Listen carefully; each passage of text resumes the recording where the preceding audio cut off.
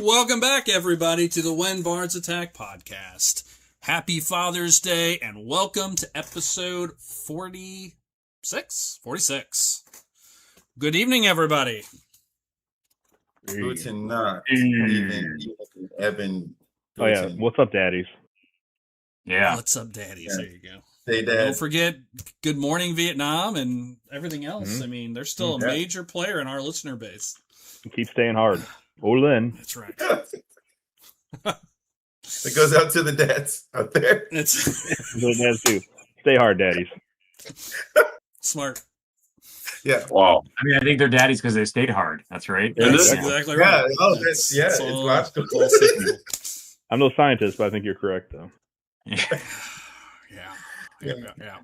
Well, welcome back, Luce. Joel will be back at his desk in a moment. It sounds like they are just getting back.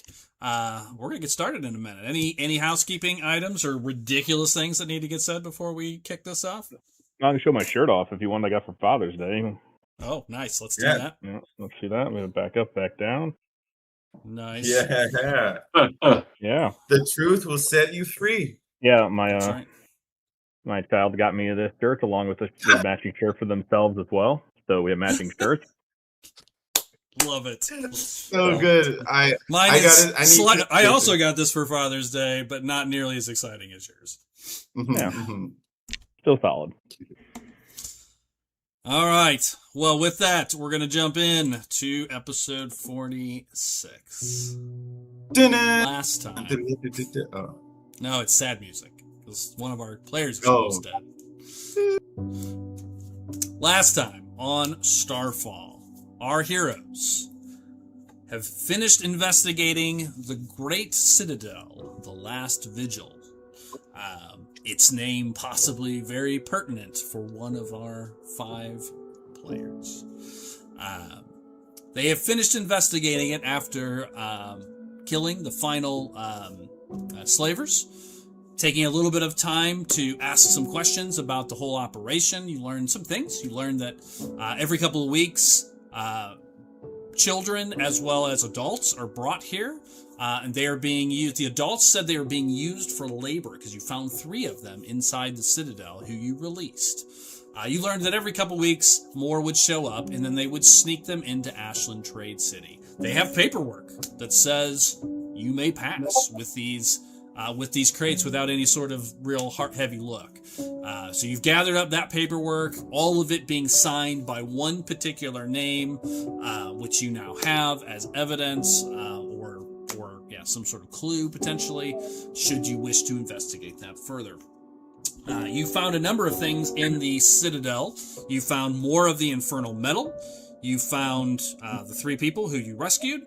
You also found a drug supplement, a magical supplement that increases your magical potency. It adds a +2 to your rolls and saves. However, you were warned, highly addictive and highly illegal as a substance. You further found the hidden chamber underneath the Citadel Tower, where you found a number of magical items. A special shield, a glaive, as a magical glaive, as well as magical armor, a treasure trove, plus a bunch of gold, as well. Yes. And metal, and a very magical attuned metal. And all the drugs you can sell. And all the drugs you can sell. So you found all of this stuff in the Citadel, and then you guys headed up. Once you headed up, that is where things took a turn. So as our heroes came upstairs and back into the courtyard, you all saw a feminine figure standing up on the wall, watching you as you approached. Next to her, a shadowy glob of some sort of gelatinous sort of creature floating next to her. You recognized her immediately. She is the woman from Northvale who killed one of the Star Children that Alonis swore to protect. Wow. You also learned she was wearing the cape that Alonis gave to the children rescued earlier this afternoon, and they sent off on their way on their own. You know her to be one of Agronoth's 8 emissaries, his vessels, creatures of pure demonic energy that are basically bred to absorb the power of the Star Children and provide sustenance to Agarnoth, keeping him alive and preparing for his return. After a dialogue with this creature, she gave you a choice. Give me the crystal, and I will let you live till the end of days, which will be soon, but you can have a front row seat to Agarnoth's return. You all decided that that was not going to happen, and ultimately combat began. Where we leave off. Also, as a side note, right beforehand, the sorceress, the Fate Weaver, a woman who claims to have written the great song itself, the Fate Weaver, as she was once referred to, approached you all, told you she cannot have this crystal, and she will give you power in order to protect you. You decided to turn that down. You did not trust her, and ultimately time kind of restored. That's when the combat began. The gelatinous cube sort of broke into 6 shadowy figures, and they surrounded the group. She then cast a mighty spell that has ensnared Elonis and you, and at one point had Jason as well. The two of you are restrained currently, so you can still fight, but attacks are made with disadvantage. Attacks on you are made with advantage. Every turn, you make a con save, and you may take additional cold damage as well from the spell itself. Joel is floating up. Willy Wah began to float right before the spell was cast and was just out of the range. One of the shadowy creatures is following him up into the air, 20 feet per turn, and he has been firing shots at the woman trying to break the concentration of this spell. Drew moved out of the range of this spell itself, cast his temporary hit points, Vigil, and that is now active, and everyone's taking some temporary hit points, which has been helpful, but unfortunately, Jason broke free, charged out, taking 4 attacks of opportunity, and then appeared just in time for her to cast a level 3 chromatic orb, which was a natural 20, and sent Urskar to the ground, currently at 0 hit points. That is where we left off. The last scene we saw was Elonis' hand reaching out of the darkness, praying with all of his might to Lady Thistle for help. And Elonis, off camera, did make a roll to see if that prayer was answered. Similar to the roll that was made for the child to see if it was saved. Oh dear. So we will see the end of those results once it gets to Elonis' turn, if it was a pass or fail. With that, I'm going to bring us back into the combat. Any questions before we get started? No. If not, here we go. Oh, Drew. You've stepped out. You are surrounded by these spectral spirit guardians currently. Spell slots getting low. You have your temporary hit point shield up as well, which is the golden area of effect. The purple is your spirit guardians, and the green is the shadow. So there's 3 different area effects eating up most of this board. Yeah, sorry about that. It's fine. It's you and me both. So at the start of the turn, she turns to you, seeing Jason or Urskar go down. She kind of grips her sword and looks at you, kind of points towards the crystal still in your hand. And you see her just, she looks down at Jay and just says, "One down." In this soft, just casual voice. "Your friends do not have to die here. Give me the crystal, and I will spare your lives. You have my word." She starts moving towards Drew. It's not her turn, but that's just a little bit of pre-color as the round begins. Drew, turn it to you. Yeah. Just to color this out, Aaron is kind of like, if you just imagine like that those anime scenes where like the hair is kind of covering the eyes, like, you know, they're just kind of really, really angry at this point, you know, like just kind of seething, and they don't even bother responding to her. Okay. So, Doug, she's up on top of the wall, correct? Yeah, so it's 20 feet up. Great. Of course it is. Is indeed. Okay. Let me see one thing really quick.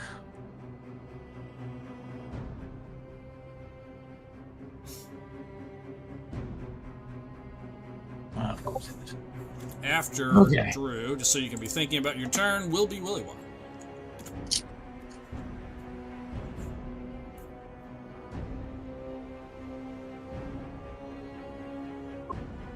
Okay. Doug, is she like perched on that tall brick wall right there? Yeah, looking yeah, menacing?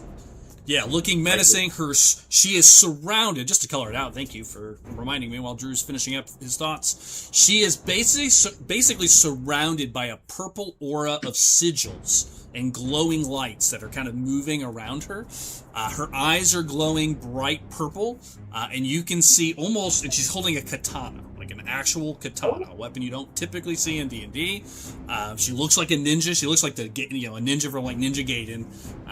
You see just the slip of her eyes across the face, and then she's wearing that cape, the silvery cape that Kevin's old cape, and the sword itself is crackling with purple like lightning.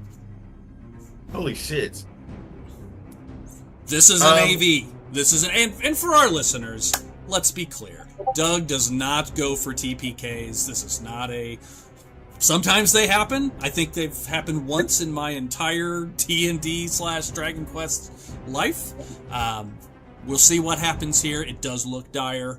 Yeah, we're fine. I got this. All right, here's what we're doing. All right. So she's 20 feet up, right? Okay. 20 feet up and however many feet away. Perfect. All right. So, we're gonna move. So 60 feet away, essentially. She's fucked. We're gonna move here. Oh, I'm gonna put the map on, shall I? There it is. And that should, if I leap in the air 5 feet, I should just zap her with my Spirit Guardians. Move that and move this with you. So you're gonna run over. How much movement is that? That is, well, actually, it's 25 feet. So you were 20 feet. about there. Yeah, it's 20 feet. So 20 feet, kind of right next to the well that's there. Mm-hmm. And then you're gonna jump up 5 feet. Right, which should get my Spirit Guard. She's 20 feet in the air, right? Yes. My Spirit Guardians is a 15-foot like circle or globe around me, basically. Okay. 15-foot emanation duration. 15-foot. Yeah, looks like it is a. Yeah, looks like it goes in all directions from what I can see. So, okay. She has to make a Wisdom 15 save, please. Okay. You leap into the air, just clipping the bottom of her boot as you leap up. What is it? What was the roll? Sorry. Wisdom 15, please. Wisdom 15. I'll try to pull her character sheet up. I will tell you guys and our listeners, the way the 8 emissaries are very much, each will be built around one of the main classes. They are actual characters that are written. They will represent each of the main kind of D&D story arcs. And she is, we already know, a blade singer wizard. Doug, also, just since we're at it, since I moved through, it looks like I moved through there, my Spirit Guardians would have moved through them as well. Have those 3 globules, or just these 2 globules. Yeah, I don't think you'll hit the one to the left. You'll only hit the one closest to Alonis. Oh, okay. You're gonna just miss the other one. Okay, no. But I will also make that one as soon as I get her character sheet pulled up here. Sorry, I was not apparently prepared today. Here she is. The Silent Blade. You know, since she's representing the wizard, you would think she would know better. No better to what? But than to bother us. Oh, no. No.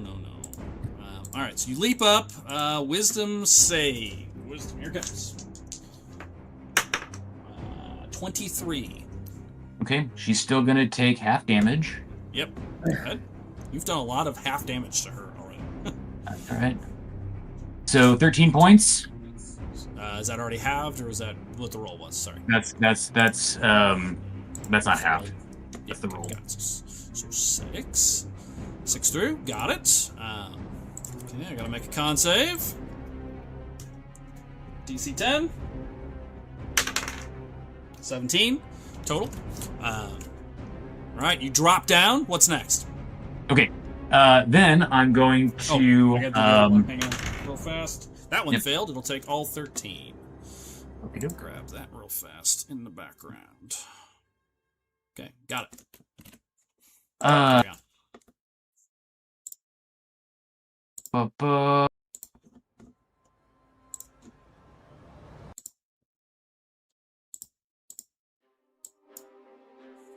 Action? Yes. Give me 1 second. So this is the well, correct? Yeah, it's a well. You're kind of standing right next to it, basically. There's a well between you and Jay. Let's move there. Okay. And I think that might actually put a few more people in my spirits. And I would like to take my action to pour a potion of healing down Urskar's throat. Got it. Is that just a regular 3d4 plus 4?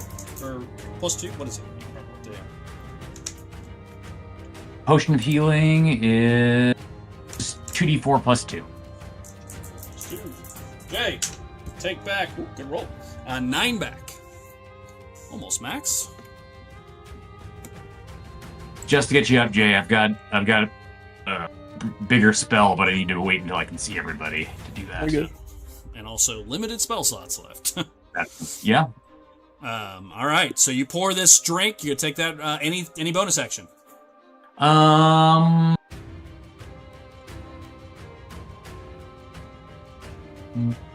No Willy bonus Wonka. action. Over to you.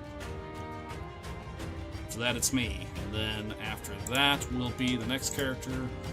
Will be, just to give everybody a reminder of the order, will be you, followed by Alonis, followed by Urskar. Okay, Joel. Just have to wait. Of course. Cool. Also, quick question, Doug. Has Yes. any damage been done to her? Yes. Drew has hit her 3 times with half effect spells. So he's done a little bit of damage. Did you say it's my turn, Doug? It Yes. is your turn. Okay. Jay's up. I'm gonna go You- up 20 more feet, up to 60 feet, and then I'm gonna cast a spell on her. Okay. There's going to be an attack of opportunity as you continue to be right next to this shadow glob. Attack of opportunity? Yeah. For what? You leaving his threat range? What do you want him to do? Oh, there's a thing up here. Yeah, remember, he's floating with you. You're not making enough movement. His movement is 30, you're moving 20 at a time, so you can move away, and then he'll catch you next round unless you change your flight path or he gives up. Here it comes. I think that's a miss. That is a 15. Miss. Okay, goes wide, tries to grab your boot as you sleek away once again. What are you casting? I'm casting Fist of Yog-Sothoth on her. What's that? And she's into tentacles. I'm gonna whip her with a giant tentacle in her back. Okay. All right, so it's just a spell attack? It's no, there's no roll or anything. It's a strength save 15. Okay. Got it. Strength 15. Let me find the Silent Blade. Definitely not her best save. It should be like her worst roll. She's a wizard. Like if she succeeds on it. Well, it just depends on the dice roll sometimes. That's true. Ugh. 11, 12. Okay. Nice.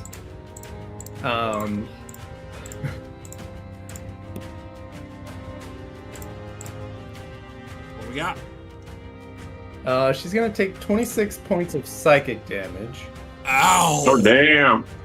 And then I'm gonna send her flying 40 feet diagonally into the air to land inside of her own restraining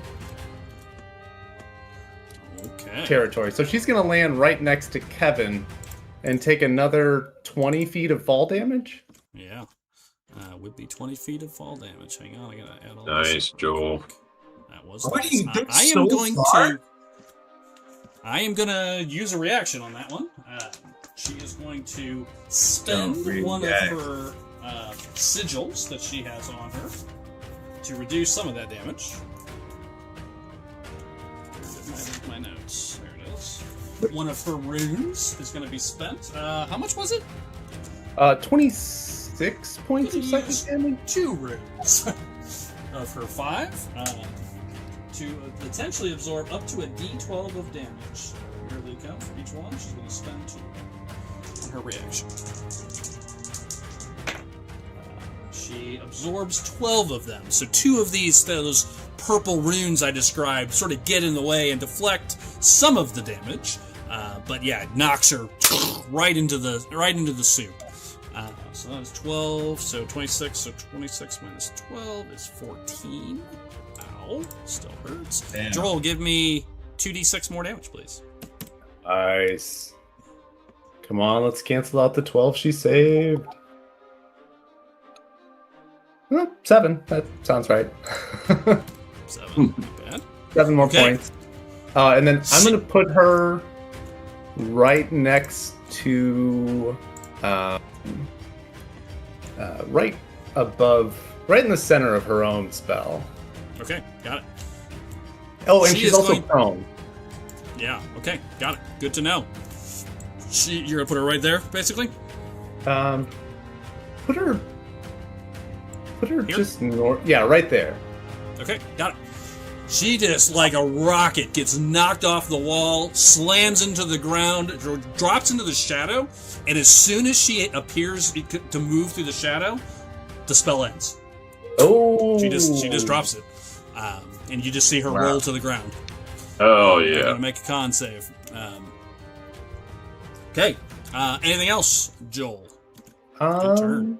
I don't think Good hit. I can do anything else, so I am done. Okay. After that, it is her go, followed by all of the slime. Okay. 1, 2. You're up how many feet now? 60? I am up 60 feet above her. Let's see what the range of this spell is. She did not like that. That's weird. No, if I know something about controlling women, she definitely liked that. Alright, what's the range on And- this? 30 feet. Okay, so you're out of the range. Let me check some things.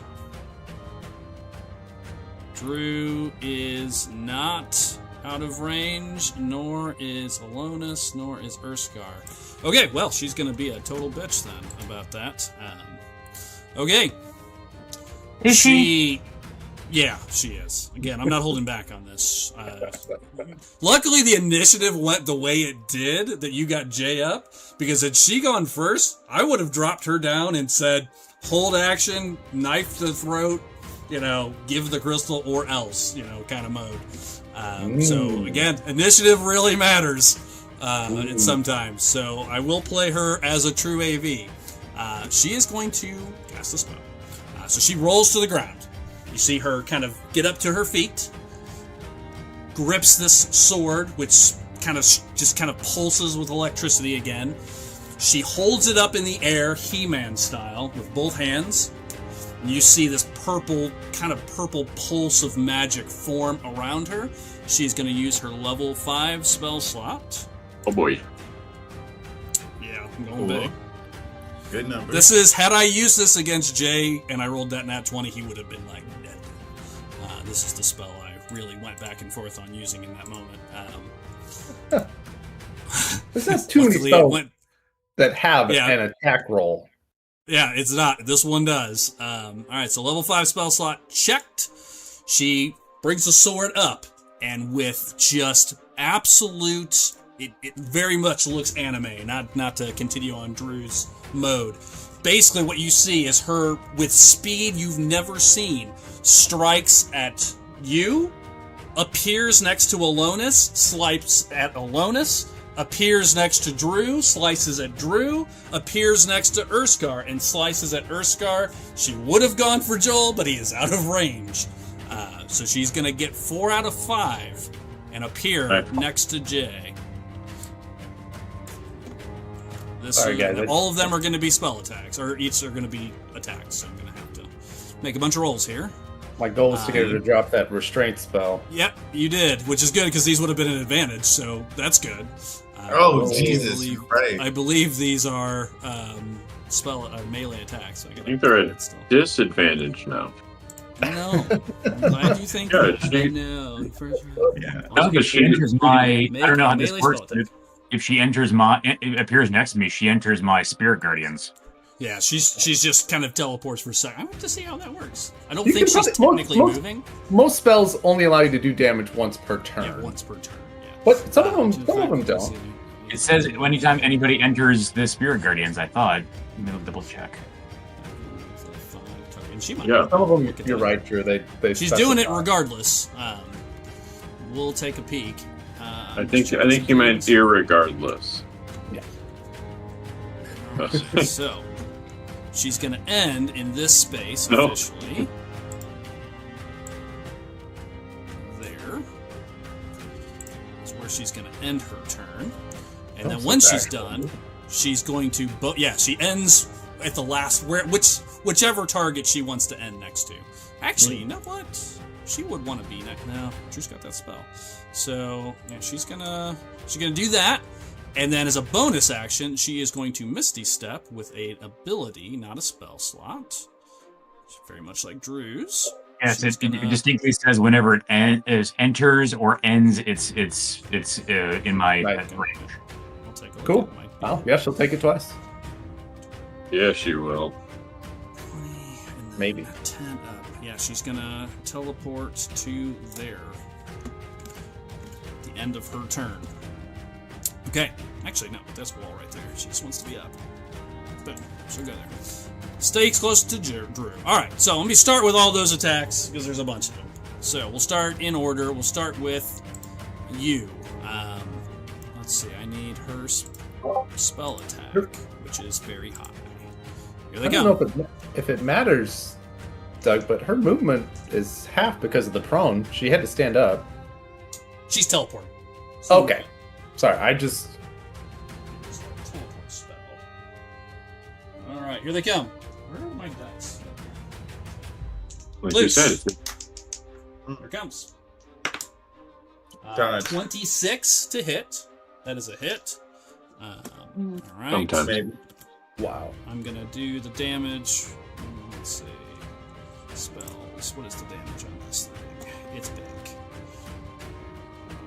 Alright. Sorry. Get desperate, guys. Yeah, that pissed her off. I mean, this was my ace in the whole spell. I wasn't planning to use it unless I had to. It was a good move, Joel. What Thank was you. your cat in the Holy hole? moly. I just needed her to let go of the restraint spell was my whole goal. I was hoping she'd actually get tangled in it for a second. No, you did Loose. good. Can, Yeah. 31 points of force damage. Where's it easy? Next one goes over to Joel. Kevin. Here comes. 21 to hit. Just barely. Just barely. Here it comes. There. 6. Kevin. 34 points of force damage. Ouch! I have armor back that she takes 5. Oh, thank you. I will note that real quick. Wait, what? How did she take 5? He has an protection armor up that does damage Oh, every time. cool. Okay. Yep. Okay, Drew. 22 to hit. It's gonna on. 1, 2, 3, 4, 5, 6. He needs to make a wisdom 15. 34 points of damage. So you are taking this at half because you teleported last round, and you had damage resistance. So that'll be 15, 16, 17 points. Finally, Jay, is prone, unfortunately, so this is with advantage. Wow, I rolled really crappy, but I think it still hit. 17? Yepers. Okay, Jay's going to be going back down, most likely, unless this bottoms out. 6d10 per hit. Easy. Yeah, Well, this is a big, I think he's big down. level 5 spell. I don't think she can do 33. anything. Yeah. 33. As I said, had I critted Jay with that spell, it would have been 60, and then 6d10. Could have killed him outright. 30 something. 33. If you're keeping track of all the damage poor Jay has taken. Almost 130 points. He likes it. Yeah. He does like it. That is her action, move, and bonus action. Now I have to deal with Drew's spell. And Kevin's Armor of Agathis. I already did that one. I did Okay. that as it happened. On a successful creature takes half of the damage. Creature makes the save limit once per turn. Okay, any other creature space. Any other creature space. Any other creature moves in addition. Whenever, yeah. She must make a wisdom save. There it is. Okay. I guess wisdom is her best save, but give me half damage again, please. Adding up. 14 points. 14. So that's half of 7. Yeah. Nice. Yeah, she's getting burned up. All right, so It that's took her whole multiple go. You damage. see her kind of appear between each person and then appears up on the wall, but when she does, you can see ice barnacles kind of on her arm, little burns from the spirit guardians on her left arm, and you see she's kind of heavy breathing as she lands there, and you see some of the purple energy around her fade just a tiny bit as she lands up on the wall.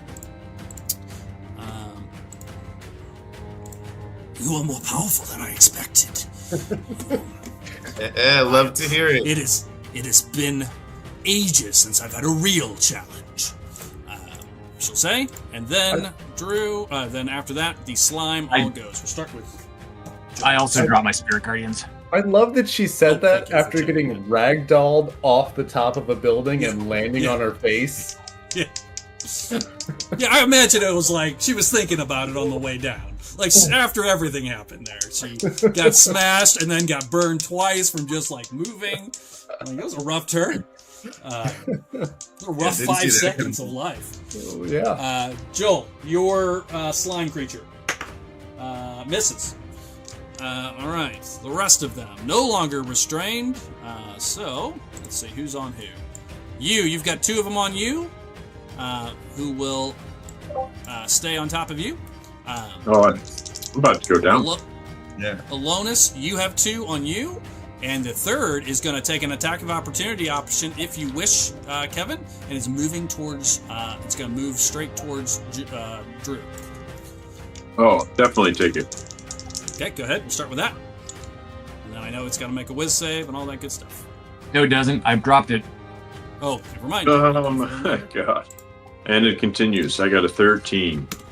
13. Hold on, let me check. These guys don't have a huge AC, I don't think. That is a hit. Oh, I got a 6. Importantly, that's my roll. So, Yeah, all right. These things are meant to tangle up, not dodge. 13 plus. 15 total. 15. Not bad. Pretty good way to walk away. All right, here they come. You, 2 on you. Here they come. Delicious. 8 and 15. I think that's 2 misses. That is 2 misses. Okay. Change out one of these dice. That was terrible. Try this dice. Set dice. Kevin, 2 of them coming at you. Uh-oh. 25 and natural 20. So 2 hits. Wow, That's I'm going down. Right, go. Not great. They don't do a lot of damage. Well, no, I won't Whatever, die, Jared. but I'm definitely going down. What's Kevin at? What are you at? 11. Oh, yeah, you're going to go down. There's no question about that, I don't think. All right, here comes we'll do them left to right in order since I rolled them together. The bash is D8 plus 3. So 11. Oh, excuse me. Let's start with the regular hit. 8. The first one takes you to 8. Takes you down to 3. The natural 20 does 11 automatically, plus 4, 15. Kevin goes down. Last one comes at Drew. One swipe for 17. What's your AC That hit. these days? That's a hit. Alright, D8. 10. Again, still taking it at half, so half to 5. I forgot to do the acid damage, Kevin. It didn't matter. And 6 points of acid damage, Drew. Add the 3. And I need you to make a... what is it? A Dex... by escape... Yeah, it's a Dex or Strength save, either one. DC 13 to avoid being grappled. 21. Okay, so it tries to latch onto you, and you see as it does, it's trying to like get on your head, like it like trying to like envelop you. It does not, and that is all the bad guys goes. Big turn, Oh, boy. Urskar, death save. Oh no! Actually, no, sorry, you. It's you. Sorry, my. There's you, then me, then Scar. Yeah, it's you first. You, over to you. You. All right. No longer is You. no longer restrained. You do have 3 of them surrounding you. 2 of them actively fighting you. Okay, that's generally unpleasant. I can. I forgot what it was. Oh, I have to make a hit to be able to get out of a space without getting attack of opportunity, right? I think that's right. Okay. Okay, cool. Surrounded by slime. How about Slimed. I want to summon Echo Doug behind this gloop, Bonus action, Echo summoned. Yeah. Check. and On the I board. would like to is it also a bonus action to swap places? I believe so. Okay. And then I'm just gonna take it. I'm gonna turn to. Is this possible, Doug, or is this kind of 2-weapon fighting? Can I do like take my dagger and rapier and like do like a turn and face these and like a split slash and do like 1-and-1 with my Nick attack and as the Sure. other hand? Yeah. Like, so it's not even, the rolls are going to be one after the other, but like, I want to, yeah. Yeah. And then, yeah, let's start like that. I like the Yeah. color. I like to slash. Oh, and maybe this is a technical First. detail. It says that it's like piercing damage, but can't both of the rapier and the dagger still slash? Like, it doesn't Sure. have to be like that on the. You can color it how you want. If something was resistant to piercing, whichever one it is how it would deal the damage for game mechanics. But you can Okay. color it however you'd like. Great, 16. For the 16, dagger? hits. Okay, love to You hit. can now that one you can Um, do fire damage or slashing damage if I recall. Or Let's do, piercing damage. yeah, let's do some fire damage on that one. Fire damage on that one. Okay, got it. And I'll do damage on that first. For 9 full. 9. Got it. You see it kind of burn away. Some of the slime, some of the shadow. It's really like a shadowy slime creature. Okay, yeah. The And 12 is still a hit. okay. They're just like kind of peons. I'll take that. They are. They absorb a lot of damage. You can see none of them look like they've really, they've shrunk or faded yet. It's on the second And- one. Okay. 9 again. All right. So each one gets slashed. Okay. That's your action. It's your first action with Nick on it. You still have 1 attack because you have 2 attacks now. And Movement and bonus action. Yeah, and I'll just go, and just come back around with the dagger again to the right one and like turn, because I'm gonna dip out after this. Okay. I mean, not like next round. I'm not gonna do it right now. Okay. But you still have one attack left. Yes, that's a hit. Okay. Damage. That's the one on the right, correct? Yes. Got it. I want more D4. 6. Got it. Okay. Technically, you are not one-on-one, so your sneak attack damage does not play. Okay. Okay. All right. Any movement or bonus action? You definitely the one on the right, the one between you and the echo. You do actually see that one start to fade, like the shadow starts to like disintegrate a little bit. You can tell you've heavily damaged that one now. Okay. Did you just say bonus action? You do have a bonus action. I thought summoning the echo was a bonus action. Oh, yeah, that's right. You did that at the beginning. I'm sorry. Okay, yeah. Any movements? Because I know you now have free movements. You can't be attacked of opportunity. Do you want to move? I do want to move. Where did my window go? How up is out of range? Just like a hex up. Would that You'd be... have to go, at least 10. Now, they're floating. These things fly. You can see one of them is chasing Joel up through the air currently, so they can move up. But to get out of range would be 10 feet up. Okay, in that case, I'm just going to back up. Back up. All right, so you start backing away. Yep. See Alonis drop down next to you as you do. You can kind of take your 10 hit points. Oh, yes. Thank you for the reminder. 10 hit points for you. It is, what is it, D6 plus 5? 1d6 plus 5. 8 temporary hit points. Nice. For me? Yep. Mm-hmm. As long as you end in the gold circle, you... Nice. They do not stack. They do not stack. I mean, he shouldn't have any after the hit I gave him, so... Yeah, fair enough. Yeah, that's fine. That was a big 60-10 to every person in range. That was What the hit? nasty spell. I don't remember any hit. Yeah. Turn over you. Turn is over. Kevin. Oh boy. As a reminder, don't roll anything yet. As a reminder, I D&D homebrew one thing for 0 hit points, which is really not unconscious. It is can't take actions. That way you can RP things and be involved still. If you have something you want to say or do, but not real actions. As you fall, you have these 2 things on your back trying to climb all over you. Feel the acid burning at you. We see Alonis drop to his knees. The last thing he said was a prayer to Lady Thistle and a roll.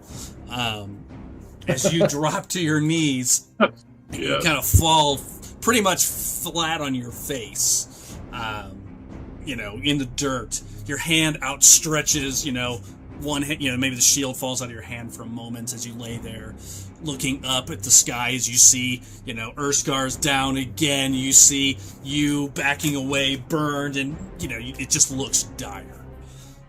And as your eyes blink casually, as your eyes kind of focus again, you see in your outstretched hand is a small crystal. It's blue. It's glowing faintly. And per our discussion, is in your hand. Lick it. Shit, I gotta read our text. It's the original one. I didn't move off of that. And you may use it as an action. I normally can't take actions, but because you made your roll going down, he did make his roll on this one. It was a 16 for our listeners and players. To pray to Lady Thistle, to ask his progenitor for support. You find something in your hand.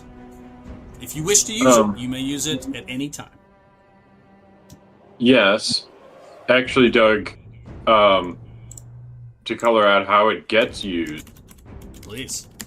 When I have my arm reached up into the sky as a prayer to Lady Thistle, asking her to help us. And as I then gets slashed across the chest by this ninja. Mm-hmm. I fall to my knees and it falls out of my hands. Okay. Breaks open on the ground. Shatters. Okay. I like the slight adjustment there. So yeah, it was already in your hand. You had already appeared, but you didn't get a chance to do anything. So as you drop face first, yeah, it kind of falls out of your hand and breaks in front of you.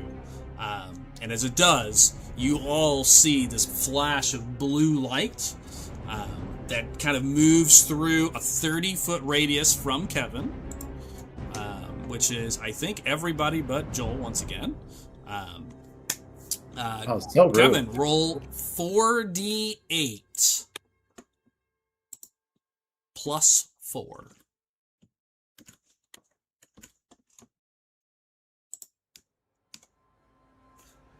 That is 21 a- hit points back to everyone but Joel. Wow. As the spell Mass Cure Wounds goes off at level 6 from Lady Thistle. That's the only buff I'm given after I was the going to do the prayer. exact So, same thing, Kevin, if it came to my turn. Yeah, I figured you were. I had said that to Doug. I thought you were going to do it like right out of the gates. So it's like, I need to see everybody. That's why I couldn't do it to you guys. yeah. Yep. Oh, well, we got rid of that. I figured Yep. that out when you had said that. So Joel's move there might be the clutch, like, turn this thing around, I'm going to say. That really changed the whole dynamic of this fight. It is not over, but it definitely has changed the dynamic of this fight. Her whole battle was crowd control. yes. All right. That is your whole turn, though, Alonis. You can stand up if you wish. Actually, yeah, you can stand up if you wish. Can I take a bonus action? No. So you shouldn't have taken any action. I'm Right. stretching here a little bit. Heard that. But do you want to stand up, Yes. or do you want Stand to play up. dead? You could play dead. Okay, hold on a second.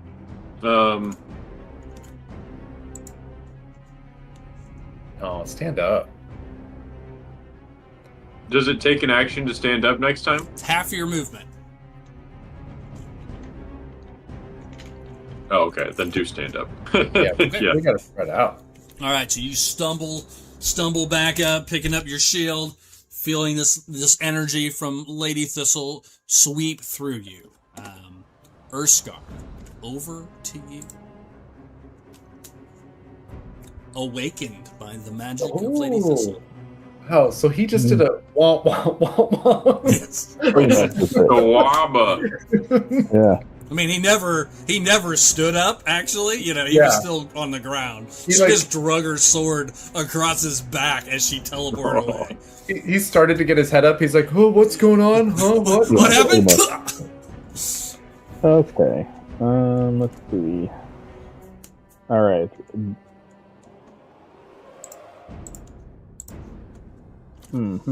Looking better, but still dire. Question just for order of operations thing. I turned on my gauntlets. Technically, it's been quite a while. It's only been 3 turns since this happened. Yes, this fight is currently on round 3. Yeah, so I did it on the second round. So I get my temporary hit points, right? Yes, you will get temporary hit points. I mean, you were unconscious, so the spell would have ended. But you get Drew's temporary hit points as long as you stay in the gold. Right. Oh yeah, So do the I gauntlet get? I ends if I got get some. knocked out then?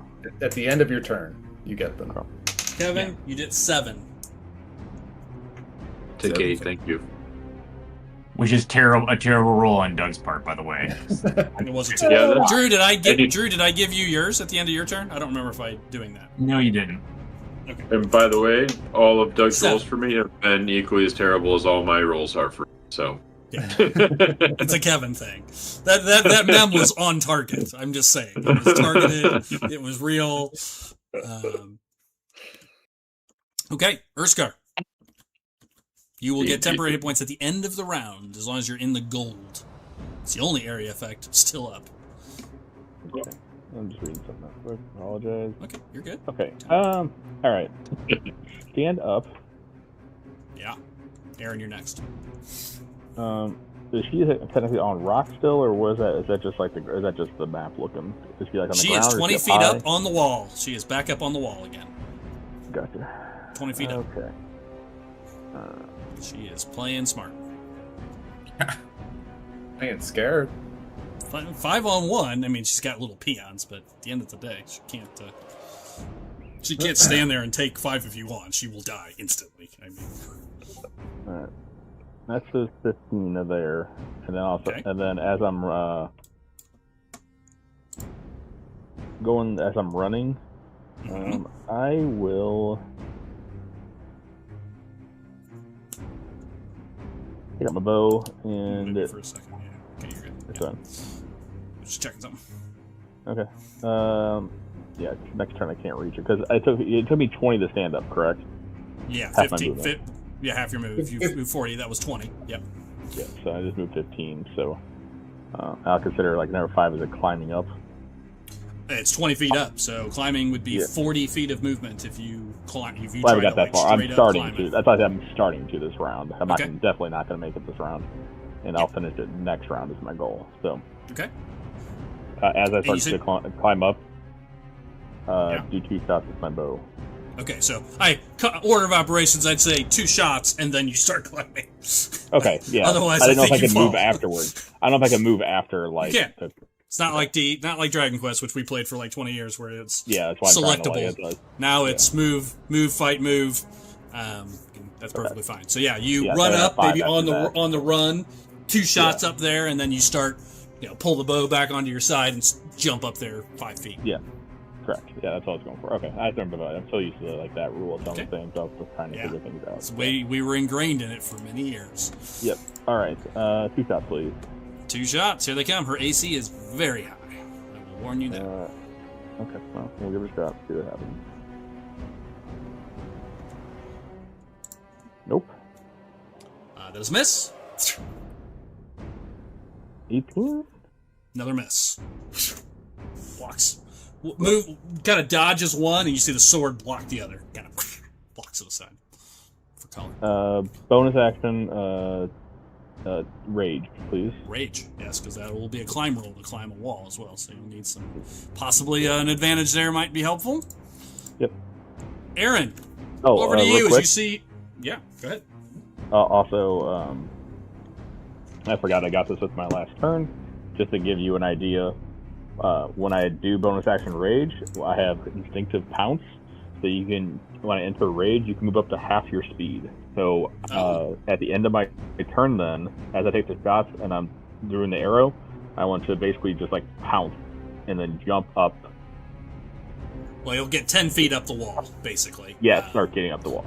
So you'll be halfway up the wall now because you had 5 movement, which is really 0 because it's double, and then you get another 20. Yeah. So 10. So it's 15. So you're like 5 feet off the base of the wall, assuming you make your climbing roll. So I do need an athletics check with advantage on your way. That's it now.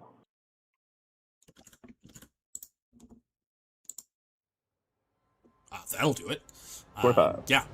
Yeah, you start climbing, no problem. You see Erskar just digging his hands into the wall, like looking. If there's no loose stone to grab, your hand just like digs it out, like again, very anime-like for the moment for this fight as you go climbing up the side of the wall. Very cool. Drew, over to you. I actually kind of think that they would grab the brick and then the brick would kind of like crunch, like that's as what they. I'm saying. Kind of, yeah. Yeah. Okay. Yeah, that's exactly what it looks like.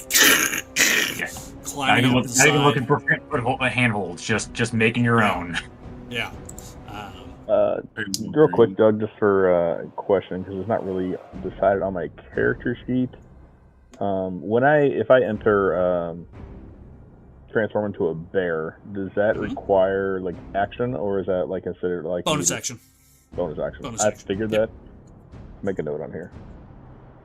Okay, I'm good. Thank you. Aaron, over to you. Aaron, does your, Twilight Sanctuary, right?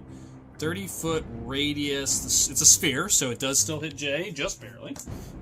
Jay, 8 temporary hit points. And then Drew, over to you. Okay, have her make The a fight wisdom continues. save, please. Okay, what are we casting? We're not casting anything. We're doing Toll the Dead. Oh, okay. Well, you are casting then. I mean, I'm not using a spell slot. Not using spell slot. Same difference. It's a level 0 spell slot. Alright, here comes. Wisdom 21. Still gonna take half. Yep. And like it. Yeah. 18 Actually, does points? Toll the Dead do half? It's a cantrip. Most cantrips don't. It's a cantrip. Check that for me. I don't know that that's true on that one. Most cantrips do not. If the target is missed, any of its Yeah, no. Nope. Oh, I don't think there's. I think Kevin is the only random cantrip that always does damage, which is still weird to me. I'm a cantrip. All right, so The your eye bite. eye bite, your eye, Yeah, that weird spell, Evil eye. evil eye. Yeah, so Drew, you send this toll at her, and you see she's not even phased this time. She gathers herself up, and you just see her just kind of sneer at you. Okay, action, move, and bonus action.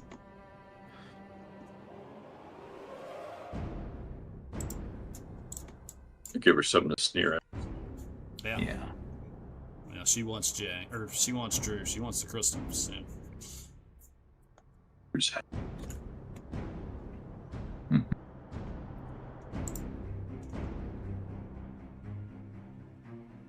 Well, it's just gonna catch up with me. Yeah, I'll stay where I am. Stay where you're at. Okay, Willy Wah, over to you. Your little slime ball is still on your feet. Weird. I'm just gonna pull my bow back. I'm gonna use 2 luck points and shoot at her twice. Okay.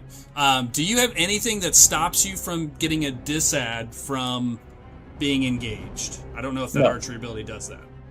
I do not. It Okay, does not just matter. wanted to check. Okay, these will be straight shots. They're gonna be at advantage. Oh, so it does not matter if you're I'm engaged. I'm using 2 luck points to give myself advantage on the shots. Are you asking because there's somebody standing next to me if that gives me Yes. disadvantage? Yes. No, I don't have that. Okay, couldn't remember if you. So you are immune from that effect. That's what you're saying. Yes. Correct. Yeah, firing in melee is part of sharpshooter. Yeah, both That's he what and I I was have sharpshooter feet, so. Got it. All right, then advantage. You may go. We'll see if it matters. Yes. It may not. 21 on the first shot. Just missed. Oh see that my one? god! You see that? I will go ahead and tell you it is 23, only because of Kevin's +1 AC. 23? She's normally at a 22. Yes, Bladesinger gets a +5 to AC when it is active. You're And welcome. then Kevin gave her another +1. She is at 23. I will declare it now. So that one just goes wide. Just Yeah, that's easy. You can get a +20 at a level 1 blade sinker. it's very defensive. Okay, second so one. I guess we just And that's even won't- before you cast shield. She does yeah. not have shield though. I was not, because of how high her AC was. I was like, well, that would be stupid. It would be overly broken to have 27. I'm just saying, yeah. I mean, I know you could cast shield. You're right. I did not take that spell. I'm done. So both goes wide. One just clips the cape probably. She steps back. Can't quite connect. All right. It is her go, I believe. Uh-oh. It is her go. She is gonna look at. Oh, Ed, actually, Yeah, go ahead. Haven't done anything yet. can you drink a potion as a bonus action? Bonus action. Yeah. Okay, Oh, yeah. I'm gonna drink a potion of magical restoration as my bonus action. Yes. Yes. It's a D4 to restore spell slots. Yep. Here it comes. 4 points worth of spell slots. So it can be 4 level 1s, 2 level 2s, however you want to slice that. I rolled a 4. 4 Well, points back. I'm a warlock, so I only have 2 spell slots. There you go. They are recharged. Okay. What level are they? level are All your my spell spells are slots? 4th level cast. Okay, so one of them will come back then. Okay. It's for four levels worth of magic rejuvenation. Okay. So we'll do it that way. Didn't think about that when I wrote those potions into the game. And then I will float up another 20 feet. Okay. Attack of opportunity, or you want to stay there? At this point, you're out of range from most things, but No. she can still hit you. I'm going to float up. Okay. Natural 1. Can't connect with this guy. He's been following you this whole time. So you're at 80 now? I am at 80 feet. That is correct. I mean, you didn't hit her, so I don't think she would care about you. No, she cares about Drew. Drew. Nobody's going to hit her.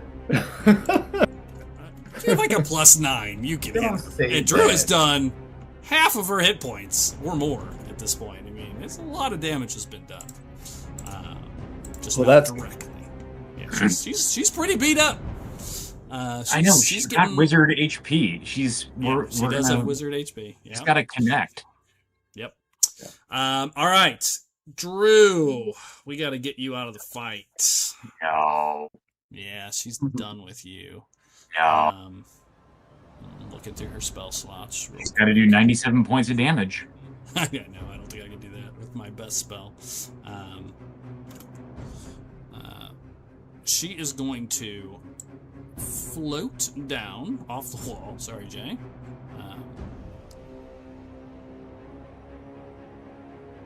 5, 10, 15, 20. Right there, I think. Let me look at the range on this. 60-foot cone. Alright, let's see if I can gotta rearrange myself to get everybody that I want to get. Yep, I can, including her own people. Let's see if she can avoid some of them, at least. Avoid the top 3. She'll direct it down a little bit. I don't think she can get Jay. In any way, not in get Drew. Although, yeah, that's the direction we're gonna go. So she's gonna move up towards you, Drew. Action spellcast. We're gonna go level. There's no counter spells. I can say this out loud each time. Use both of her level 5s already. She's gonna have to use. What level is that spell? Oh, it is a level 5. She's gonna have to use her level 6 to cast it. She's gonna do it. She's gonna upcast it 1. She comes down next to you, Drew. Sets the sword in the ground for the moment. You see her kind of put her hands together. And as she kind of very Guyver, kind of Mega Smasher kind of style, puts hands out, you see this cone of cold ice just rake through the area. It's going to hit everybody. Drew, you, Alonis, and the 3 globs on the bottom. She sort of directs it into those 6 creatures this round. All right, I believe that is going to be a dex save from each of you. Double checking that. Pretty sure it is. No, it's a con save. I lied. All right, Drew, we'll start with you. Con save, please. 12. 12. That's full damage. Okay. Next is Alonis. Stepped away. You, con save, please.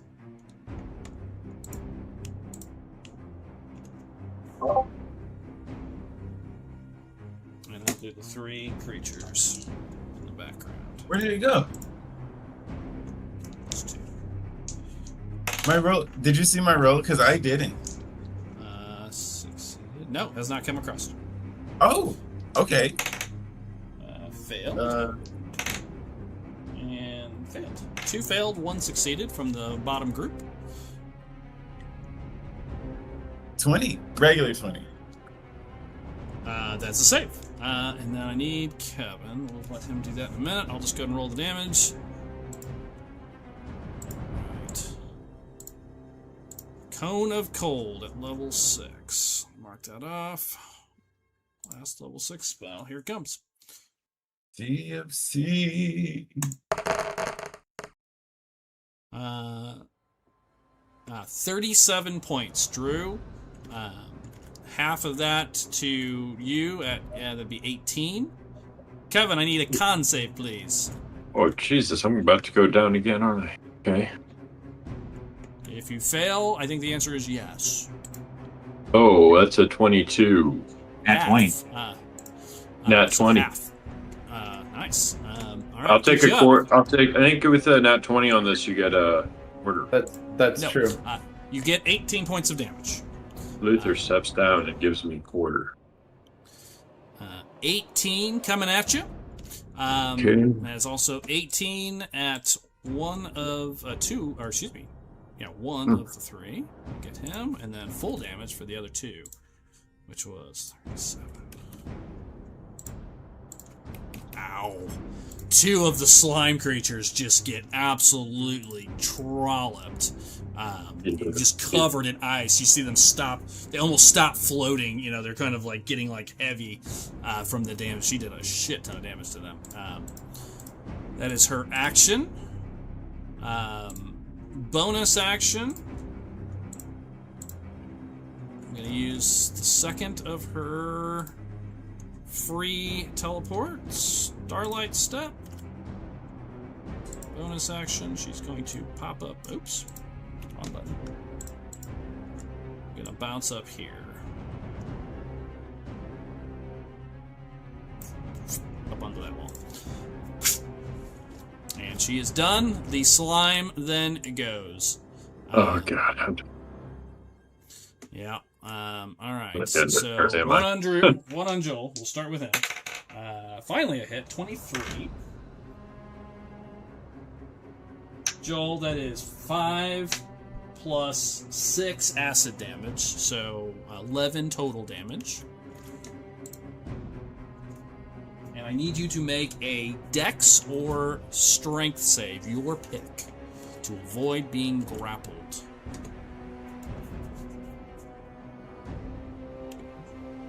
12. 12. I think the DC was 13. It is 13. So this one grapples onto you, finally connecting, starts grabbing you. You are officially grappled. All right. Then we go back onto the ground. All of them heavily damaged. Fortunately, God bless Luce, your echo was in that cone as well and was instantly destroyed by it. I got a whole plan. Yeah, I know. She's a bitch. What can I say? Drew, we'll start with the one next to you. It'll come at you for natural 20. That's another hit. A lot of those tonight. It's not good. It'll be a D8 plus 3. That's 11. Plus 5 is 16. Bludgeoning. And then the acid damage is 10 more. 21 points. Total. And I need you to make a dex or a strength save. Your pick.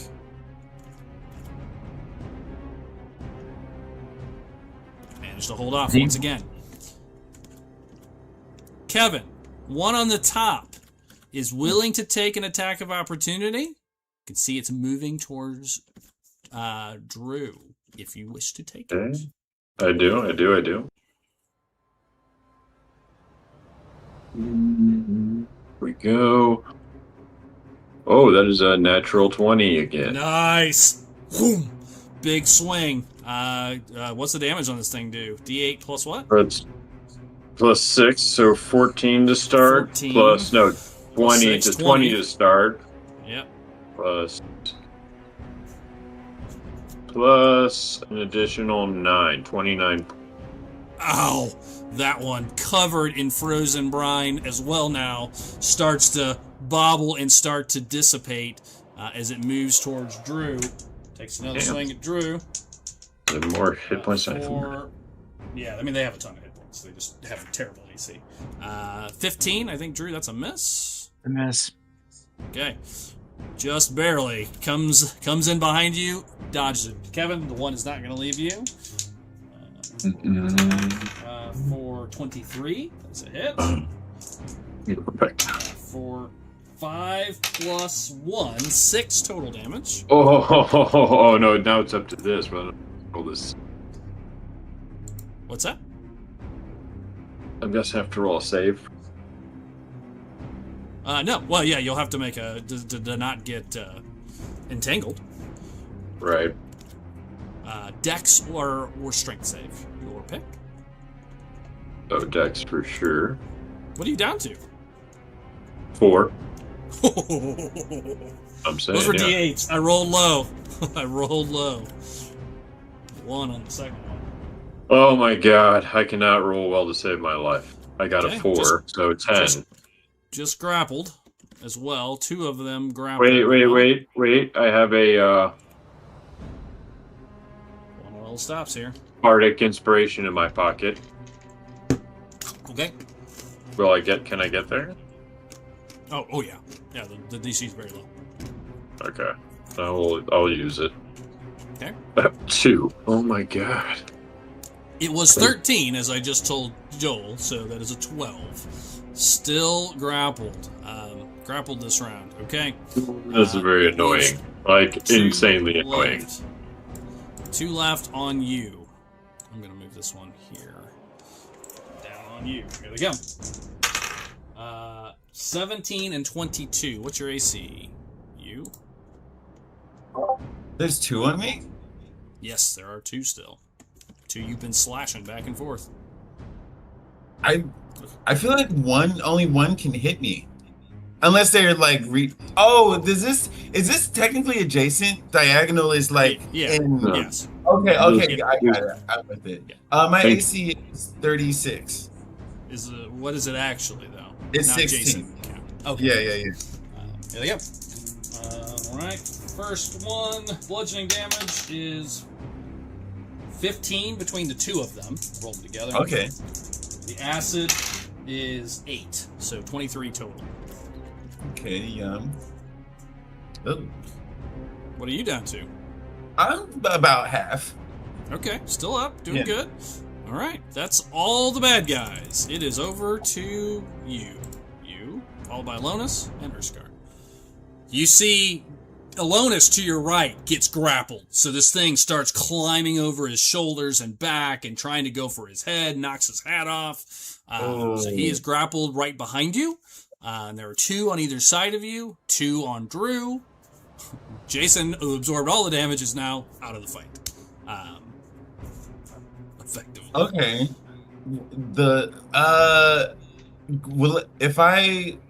Is there a chance to hit Alonus if I attack the one that? No. Okay. No. I'm going to take 2 slash. I'm going to use dagger and rapier, and I'm going to give it the old 1-2 On Alonus's? on Alonus's. Okay. Got it. Um, You do have sneak attack damage, so let's just do the first one. Kevin did a shit ton of damage to this one, so let's do the first one and see where it takes us. 19 to hit. Okay, give me damage plus sneak attack. So 6 and boop boop. It's the 13. Kevin, as it climbs onto your back, this one is ripped off by Sparkles. Pulls it off of you. It is dead. Oh. First one down. Are you, They're all I hate that. heavily wounded, except for Oh, Jules. okay, got it. Okay. They're all looking pretty... She just did 30 damage to 2 of them. Yeah, that's true. I'm going to bonus action summon the Echo right in front of Psylocke. I'm sorry, who? Her? the katana AV. Okay. How far can you do it? 30 feet? 30 feet. Okay, she's 20 feet But like up. but in her grill though. Like right. She's 20 right feet here. up, so you can't get it up there. Oh, she's up. Oh, Yeah, she's up on the roof. Yeah, she's playing this real smart. bitch. In that case, let me I'm gonna summon it next to me here instead. Now that Okay. I realize that. To absorb some damage. Okay, yeah, she's Yes. 20 feet up. Bonus action. She is reborn. Okay, 2 attacks. You still have 1 attack left. That's true. And turn to the one behind me, like spin and like give it the old, C of ABC. Yeah, you damaged that one a bunch earlier. It's not too bad a shape. The 3 bottom ones are the worst. Let me see. That's gonna be 20 regular. That's it. Love to hit. Love to do 9s because it's a max and a D4. Got it. With my Slash foot. into it. See it kind of break apart a little bit. Still up, but heavily damaged as well. And then we turn it over was to it Alonis. sneak attack? No, only once. Once per turn. Once per turn. Yeah, for sure. Take your 10 hit points. Do get 10 hit points, yes, for 8. Oh, nice.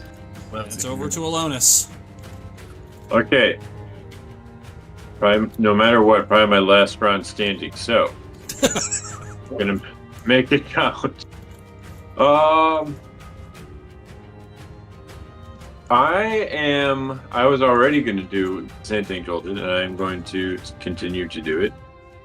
I'm going to drink that potion for 4 spell slots. Well, it's a D4 I can roll. Yes. We'll see. Hopefully it's a 4. Hopefully it's more than 1. Oh, wow. Wow. 4 back. I did not have much hope given my record. Yeah. Yeah. Kevin, It's is your okay on familiar low still up? dice. What's that, Drew? Is your familiar still up? No, he was pocket dimensioned and Yeah, takes you put him into a pocket dimension. I think a bonus action to bring him back. Okay. Is if you brought him back, you could have your familiar help you, give you the help action with your attacks and give your attack advantage. Yeah. Just calling that out as a tactic. Yeah, another time when I haven't used my bonus action for other things. So I'm gonna take. Okay, so is that 4 slots, or I can take a level 3 slot and a level 1 slot, right? That's the case. Okay. Yep. Okay, I'm doing it. Level 3, taking it back.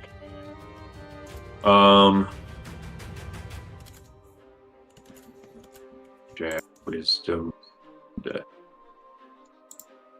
Okay, I'm gonna try to hit her. No, I'll try to make sure I do some damage. Is what I want here. That has been the most effective damage to her at this point. Yeah. So I am going to, shit. Really wish I didn't waste.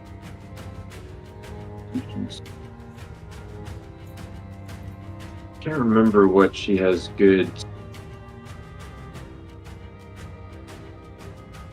Have we hit her with much Constitution yet?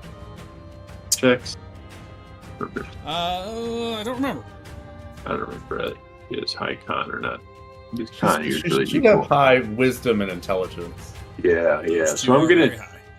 I'm Everything going to, Regular. I'm going to hit a little shatter around her. Ooh, okay. Does half damage regardless, right? So Correct. Yep. there you go. That's what you want. That's right. Level 3.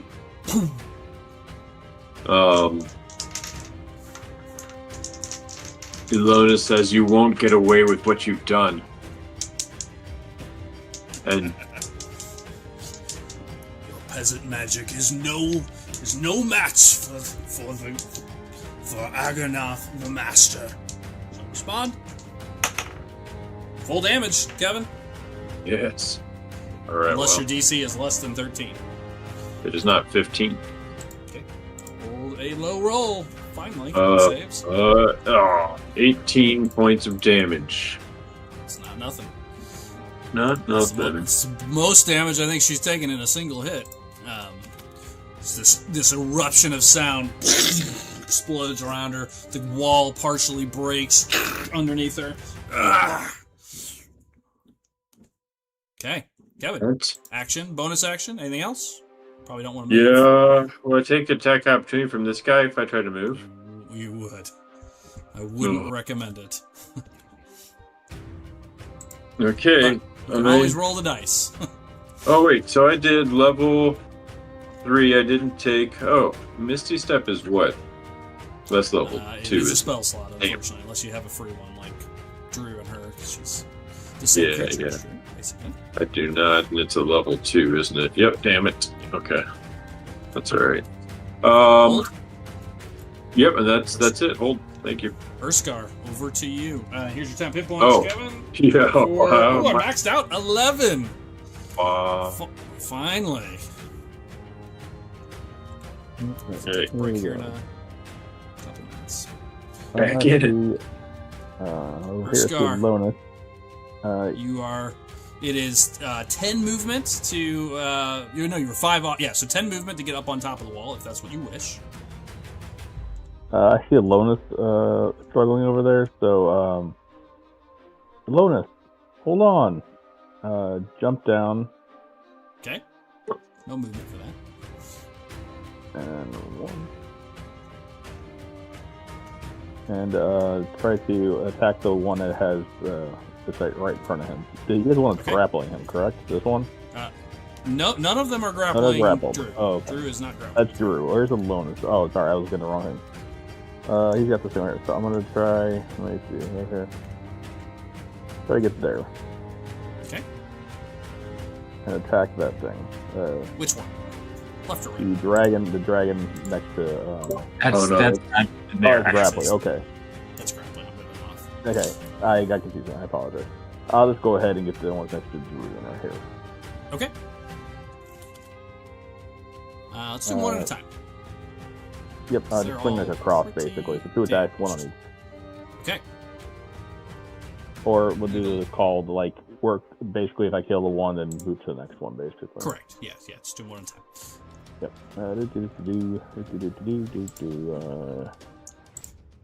You know what? Let's go for it. Let's make it reckless. Okay, love it.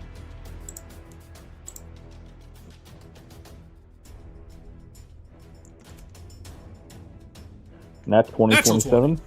Okay, and we're going left to right is what I declared, just to be clear. Yep. First one, what's the max damage normally? Normally, plus the 2 points, 16 points. 16 plus a D, what? 10? 10. Go for it. You can kill it. That'll do it. 4 plus 6, 15. So 31 points total. Yeah, gone. No, you don't add the plus again. We already did all the okay, pluses, got that. but still very dead. You need anything but a 1, 2, or 3. First one, absolutely crushed. Okay. Next To one. the right. As long as you hit it, it's dead because it only has 1 hit point left. 23 That'll do it. Jay comes in, wrecking ball, slamming through these 2 shadow creatures. They are both destroyed. Here we go, making some movement now. All right, that's movement. That is action. Any bonus action, Jay? Yeah. After I kill those, let out a mighty roar, and as I do that, my eyes glow really bright, and then there's in a bright flash, I transform into a bear. Okay, doing your bear. Once per bear. extended long rest. Here it comes. He switches forms, and you also get 8 temporary hit points. Oh, good. Same as the last time. As I do that, point at the ninja and just yell, "You're mine." Well, you're a bear. Well, I can still talk to you. You stand up. Okay. Like Yogi Bear. Okay. That's everybody. Or I say it at least in Aaron. my head. Maybe it comes out as a roar, but that's what I say. Yeah, it's a roar. It's a roar, a pointed roar. Yeah. Aaron, over to you. Have her make a wisdom 15 save, please. Another Toll the Dead? Yes, it is. Okay, wisdom. Where are you at? Ooh, pretty high whiz save. Here comes. She's a wizard. Natural 20. 26. Done. Done. Blocks it off. Once again. Okie doke. Movement or bonus action. Bonus action, do a healing word. On. I think Alonis is pretty... she's coming after me, though. She is looking at you with... Definitely with death in her eyes. Yeah, sorry, Alonis. I think I'm going to do it on myself. No, do it. Do it. You can... She is telegraphing her next attack. It is you. We need you up. Yeah. And then Right. 10 hit points. Okay. Yep. 11 back plus... Oh, max out. 11 temporary hit points. 22 points back. That's a good round for you. Aaron was getting kind of low finally. Just a little bit. All right. Aaron, turn over. Turn over. Willy Wah. Grappled now. Doug, Yes. please have her make a strength 15 save. You gonna give her another whack with a tentacle? All right, here it comes. This is an important roll, so I'm gonna do this one on the board. Oh. I'm gonna try to, anyways. Yeah, I'll do it on the Foundry because I can do that there. Roll. Boom. Oh my god! Wow. Rolled. My luck has been absurd tonight. I've rolled like 4 of those. Alright, does it do half damage, Joel? I assume it does. You're free. Please have her take 28 points of psychic damage. Okay, so it does half, right? If she saves? No, it's not half. So if she 28. saves, no damn? If she saves, she doesn't get flinged off the building. Oh, it does the damage regardless. Correct. Gotcha. So she takes Ow. 28 points of psychic damage. Oh, well, she doesn't But get does flinged not off go the building, but that hurt a lot. Holy smokes. Bah. Ah! See her kind of, holding her head as this psychic tentacle slams into her. I love it that you're using psychic powers against, everything I've used has been psychic, kind of turning it back on her. I love it. Yeah, she is stumbling around. Bleeding from, you see kind of blood, she kind of coughs up blood, like through her hood. You actually see it kind of come out a little bit, and see it kind of, she looks bad. She drops to a knee. Okay. Turn over? I'm going to use my bonus action to activate Clairvoyant Combatant against this blob that is attacking me. Okay, what does that do? Please have it make a Wisdom 15 saving throw. No. It failed. Okay, it now has disadvantage on all attack rolls against me, and I have advantage on all attack rolls against it for the next 7 minutes. Okay, got it. As I form a telepathic bond and understand everything that it's gonna do. Okay, got it. Love it. So that puts you at a straight roll on him. What? Oh no, actually, Oh. no, you. It's anybody but the grappler. Yeah, no, sorry, I had to reread the grapple rules. Okay, you are done. I am. Her turn. She looks rough. Oh, Doug, actually, can I float up 20 more feet? If you no, your movement is 0 because you're grappled. But I'm not moving. I'm levitating. You read the spell and decide. I don't really care. At the end of the day, it doesn't matter. You're so far out of the fight. I'm curious. I've got to ask this. What is the impetus to keep floating up? Just True. in case you all Listen. die. Listen, there's safety in elevation. I think you're already out of threat range. What? She I has some wouldn't say spells that could still hit him. that. There's a couple, not Doug- many. It says that the spell can levitate a target that weighs up to 500 pounds. Okay.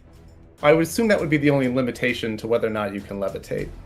No, okay. You can keep moving. I'm fine. I mean, Official movement. a normal grapple is someone's holding on to. You can't move your leg and get away. I'm aware. If it said it gave you movement, then I would say no. If the way it's read, I'm fine with that. Not that it matters. If you're the target, you can move up or down as part of your move. Otherwise, you can use your action to move the target. As part of your move, I'm going to say no. I'm going to say no then. If it's written as that, your movement is technically zero. That doesn't make any sense. He's pulling you down. He's holding you. He's floating with you. How much does he weigh? Doesn't matter. It says part of your move. We're gonna go rules as written. I think it's wrong. Okay, noted. We can send a note to what's his name. I will. I'm gonna do rules as written on that one. Not that it matters because you are out of the fight as far as anyone is concerned. I don't like it. I know you don't. All right, it is her go, and she has a decision to make. She is hurt bad. I'm looking at her spells, thinking if I can pull off a win here against Drew and get the orb quickly, and I don't think I have the numbers to deal enough damage fast enough. Level 4.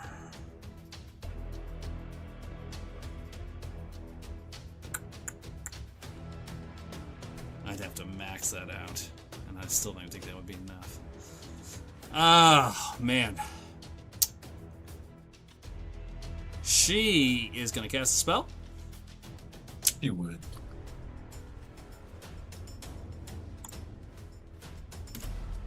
She disappears. She's going to make a move.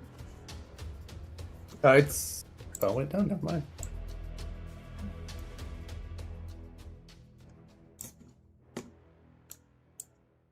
Okay. Hang on.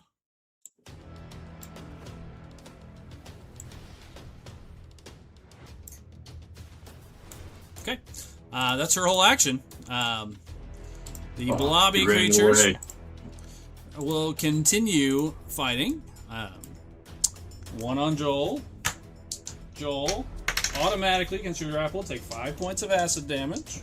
Wait, what was she saying about peasant magic and all that stuff? I can't quite hear her running away. Joel's magic isn't peasant magic, apparently. I'm sorry, I can't hear you from all the way running away with your tail between your legs. I'm sorry, Misses, I can't. Joel.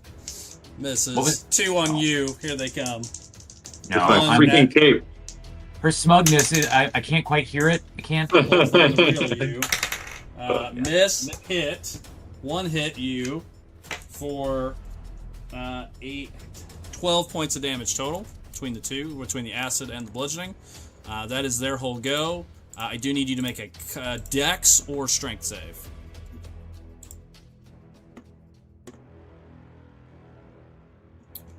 Oh, Joel, if you break concentration, that's a long way down, isn't it?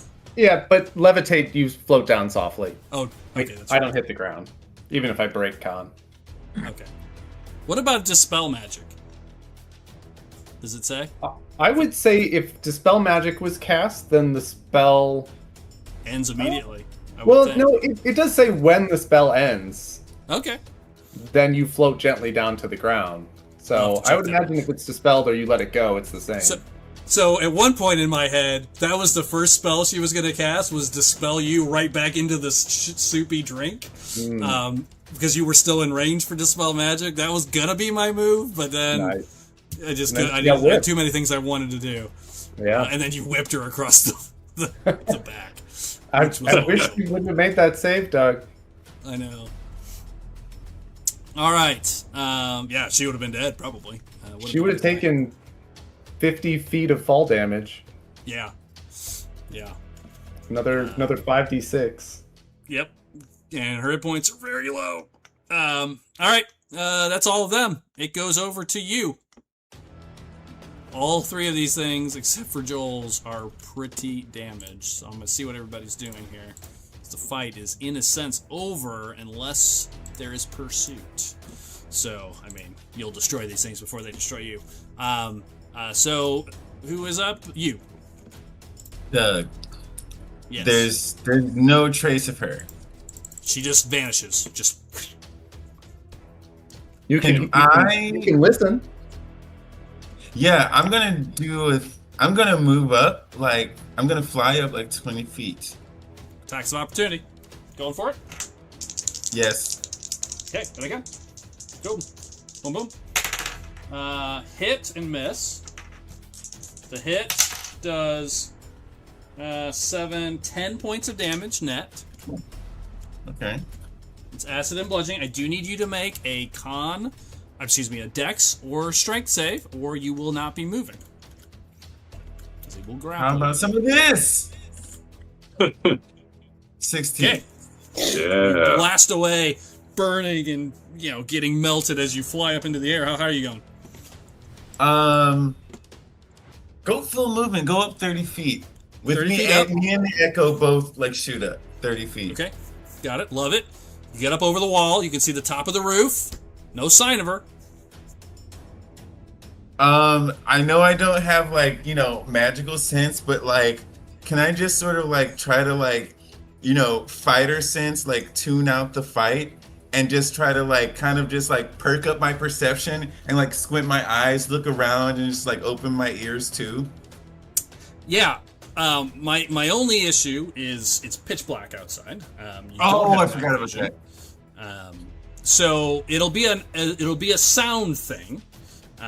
So I'm gonna let you make a perception check at disadvantage due to the distance, which is not small. All right, let's try. I'm gonna make a stealth check.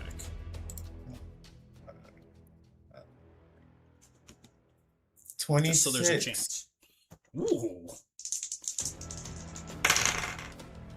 Oh, you said disadvantage, right? I did. Oh, okay. Let's maybe 26 would have been enough. How about Let's see. a 27? 26. So it's 26. All right. I will tell you, you have a general concept of where she's at, and she is out on the other side of the hill already. You can see she is down where you guys climbed up the wall and the hill. She is deep far. She ran and she teleported. She's a pretty far out there. You have a general sense of where she might be. Enough that you could take a shot. It'll be a disadvantage because it's a blind shot. But you could take a shot. Could the Echo take its own second shot? Sure, you can each take one. I like it. Dunk, dunk. Great. Yes. Go for Firing it. squad. All right, both at disadvantage. It's going to take a hell of a hit. You guys know what her AC is. It's 23. If this hits, it'll be a miracle. All right. I will tell you up front, her hit points are down to 20. Just so there's no question about the damage needed here. Golly A supreme. lot. Even if How you do it. about Oh. Yeah, the rare chance you hit. Oh. all right? But how First about one's a the miss. Echo? Yeah, let's Two see nat it go. 20s. Here it comes. That would be so epic. No. Damn it. Oh no. Goes wide. Just Yeah. two shots into the darkness. Gone. Okay. That is you. Goes over to Alonus. Hello, Oh, it is- Scar.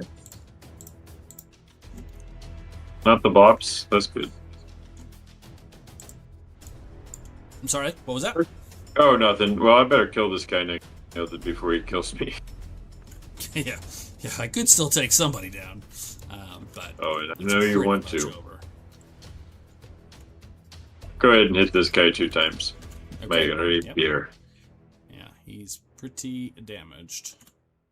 Oh, he's dead. I forgot to- Okay, that's a 24 Hit. and a natural 20. Destroyed. Absolutely obliterated. It had 12 hit points left. You Get carve my it anger out. up. Yeah. You sweep through it twice, cutting through the one behind you. Anything else? These are going to go quick now.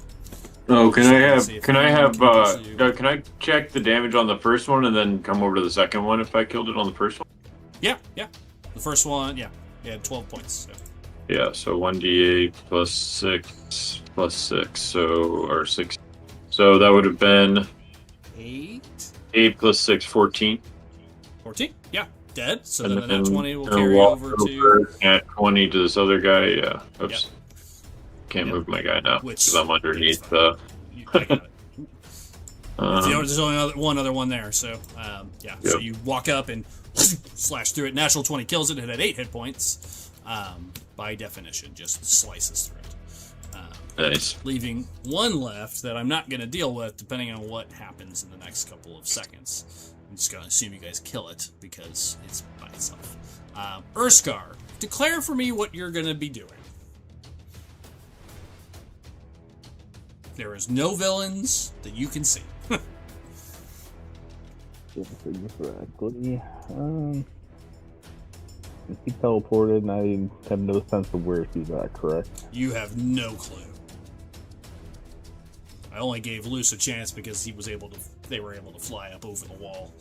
I'll just go to the spot where she was going to, since I said I was pointing at her, so I will still, run over here.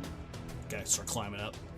Yeah, Okay, gotcha. that's 30 there, and then Be- up there. Yeah, it'd be like up there is the stairs, so you'd have to. Yeah, start going up there and looking around for her, because that's her general area where she was then, so. Yep. Okay, So in fact, stay in rage.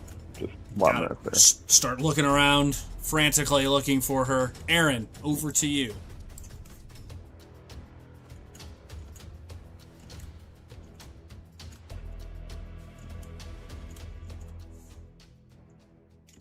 Move here. Yep. Cast the invisible. Okay. Right. And I have vision out of 300 feet. Yep. Yeah, she's still in range for you. See invisible. Okay. All right. Yep, you can see her out in the hills.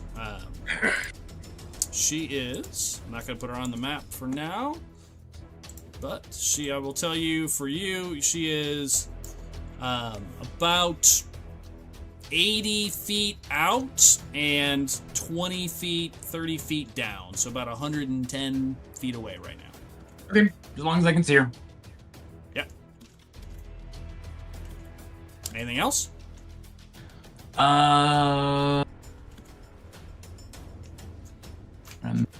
5 more feet, which was my round, and that'll be that. Okay. Got it. You can take back 6 temporary hit points. Okay. I'm already After that, it goes over to Willywaw. Willywaw. Oh, I'll call out. She's over that way. Okay. I don't think that helps. Willywaw, what would you like to do?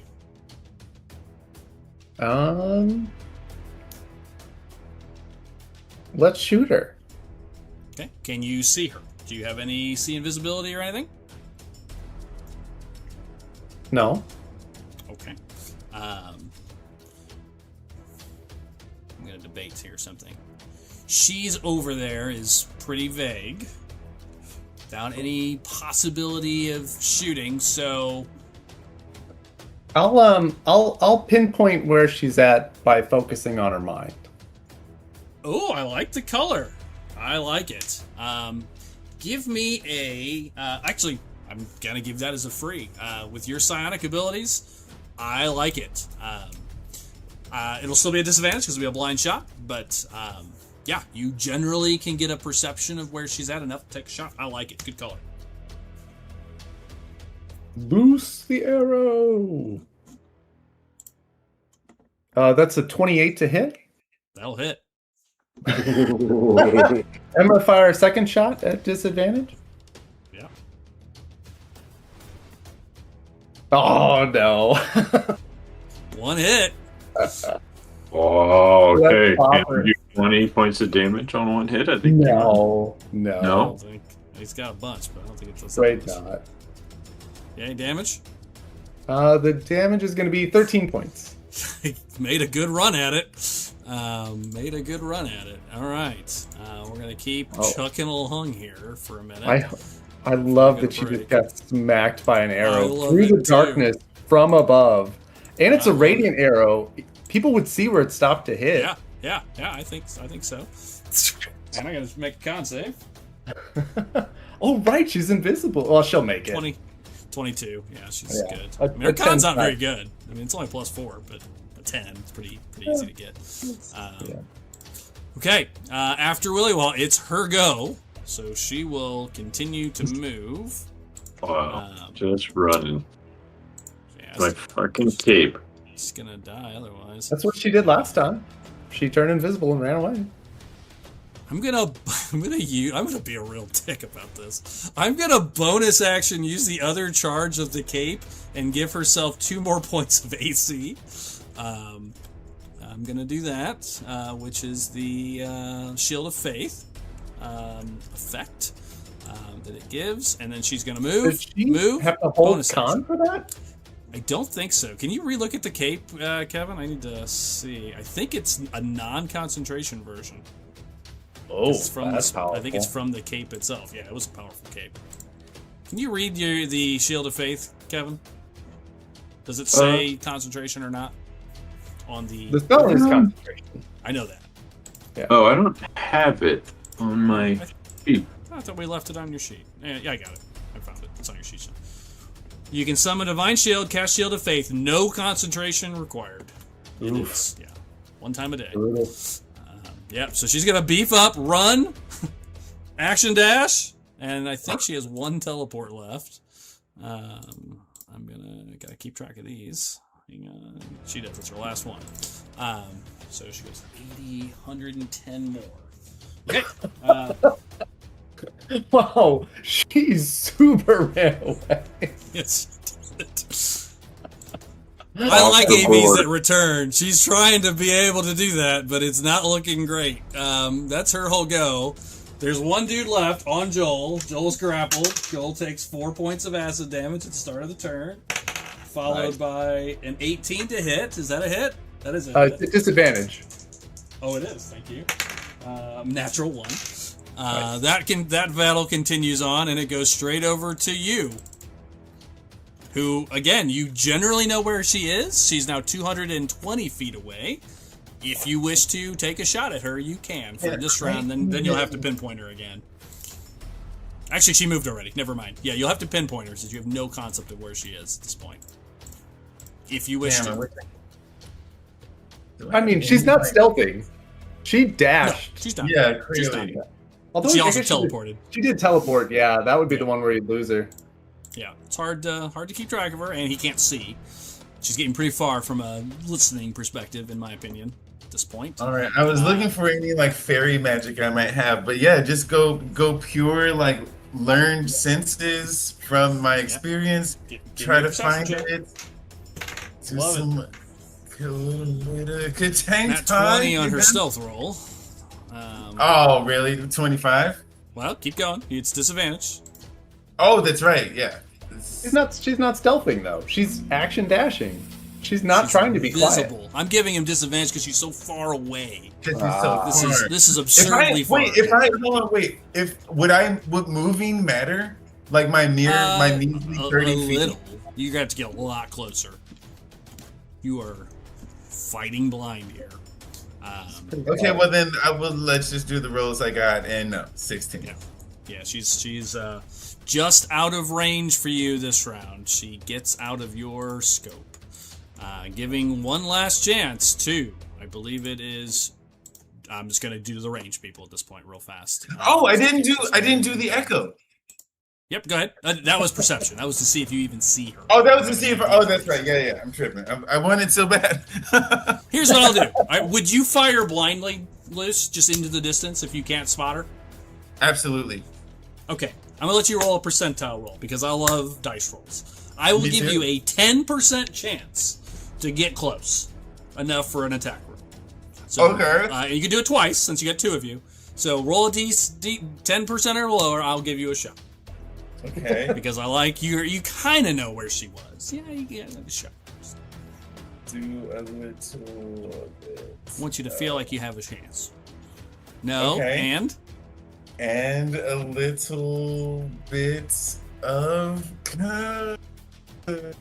No. So bad. They go wide. All right, I'm going to focus on ranged people that have any chance of hitting at this moment. I'm going to just kind of move through the rounds. I'm going to go straight to, Alonis, anything ranged that can hit 220 plus feet away. No, only my 120 Eldritch Blast. 120. Would you be shooting at Joel's guy to get hit off of him? Yeah, I would, yeah. Okay, you can go ahead and do that. Roll that All right, twice. finally please. somebody's attacking that guy. Where have you guys been? Oh Urscar, you God. cannot use a bow as a bear. Don't you so dare. I'm gonna move on very quickly over to Oh, Drew, who has the best okay. chance of doing something. Oh, That's a hit. Third? 2 hits. Go ahead and Two do hits. the damage on Joel's guy. Yep. Do him in the background. Drew. So okay, this look like? you just break this down for me real quick. She Yeah. action dash. That's 60 feet. I got Okay. the distance. She's She currently teleported, 220 that's feet from 90. you. Yeah. She's No, currently she 220. then she action then she teleported. That's another 30 feet. So that's 90 feet. So she should be 180 feet away if she's done 2 rounds of that. 180. She was 110. She was 110 at the start of your last round, Sophie. And she Why runs would she be on? 40, No. 80. Like time out because She there's only runs the one 110 round. per turn. She runs 110 per turn. How does she run 110 per turn? You don't know what a 40. movement is. Plus her dash, her regular movement is 40. So she does 40 plus 30 plus another 40 on a dash. Okay, 110. 110. Blade Singer gives you an extra 10 movement as well.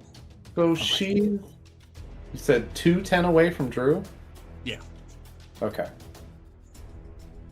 Okay. She's well she within had- range for bows still. I mean, Yeah. I got Well, I got 600 feet of range on my bow. correct. I mean, you guys are going to get a couple shots at her. It's going to be a question All right. of if you can hit her before she's out of range. Please do.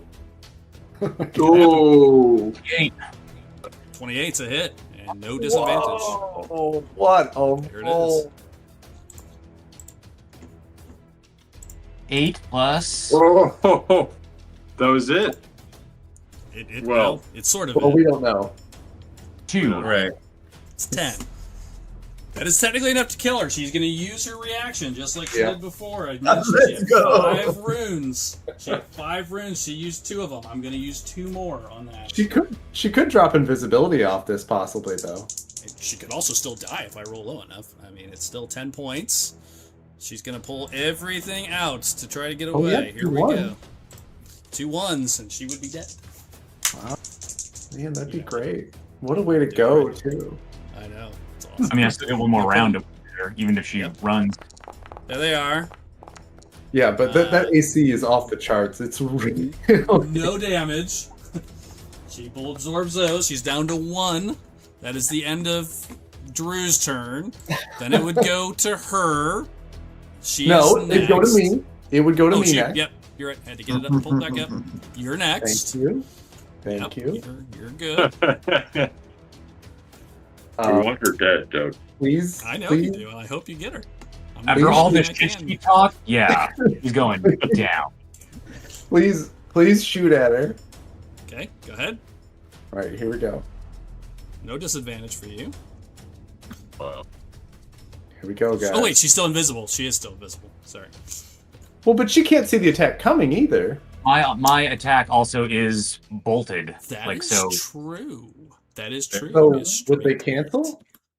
Yeah, I agree. You're absolutely right. She can't see. But my attack also like hit her, and it was a Regardless, she's still. Yeah, invisible. but it yeah. I maybe like have a better direction. Yeah, straight shot because she All can't right. see your shot. Holy crap! does This not have gives us perfect night this vision. gives us a possible chance, guys. Yeah, Yeah, chance. no, I believe in this. Oh. Nope, nope, not enough. 23. Oh, Oh, so yeah. close. Yeah, you need 25, don't you? Oh yeah, she Yeah. upped her AC. Yeah, she had to 20. Oh shit! I should have. Fuck! I didn't. If I had a turn, Doug. For the record, I would have given a bardic inspiration out, but it doesn't matter. But I'm too far away. I will. yeah, I got it. Yeah. I will. I missed on the second one as well. I'm going to, because I'm worried she's going to get away. I'm going to use my lucky coin to give myself a reroll. Oh, I love it. on my first shot. Okay. Here we go. Okay. 24. Oh, What was I can't. They're not coming over for some reason for me. 24. Just Oh, 24. oh my God.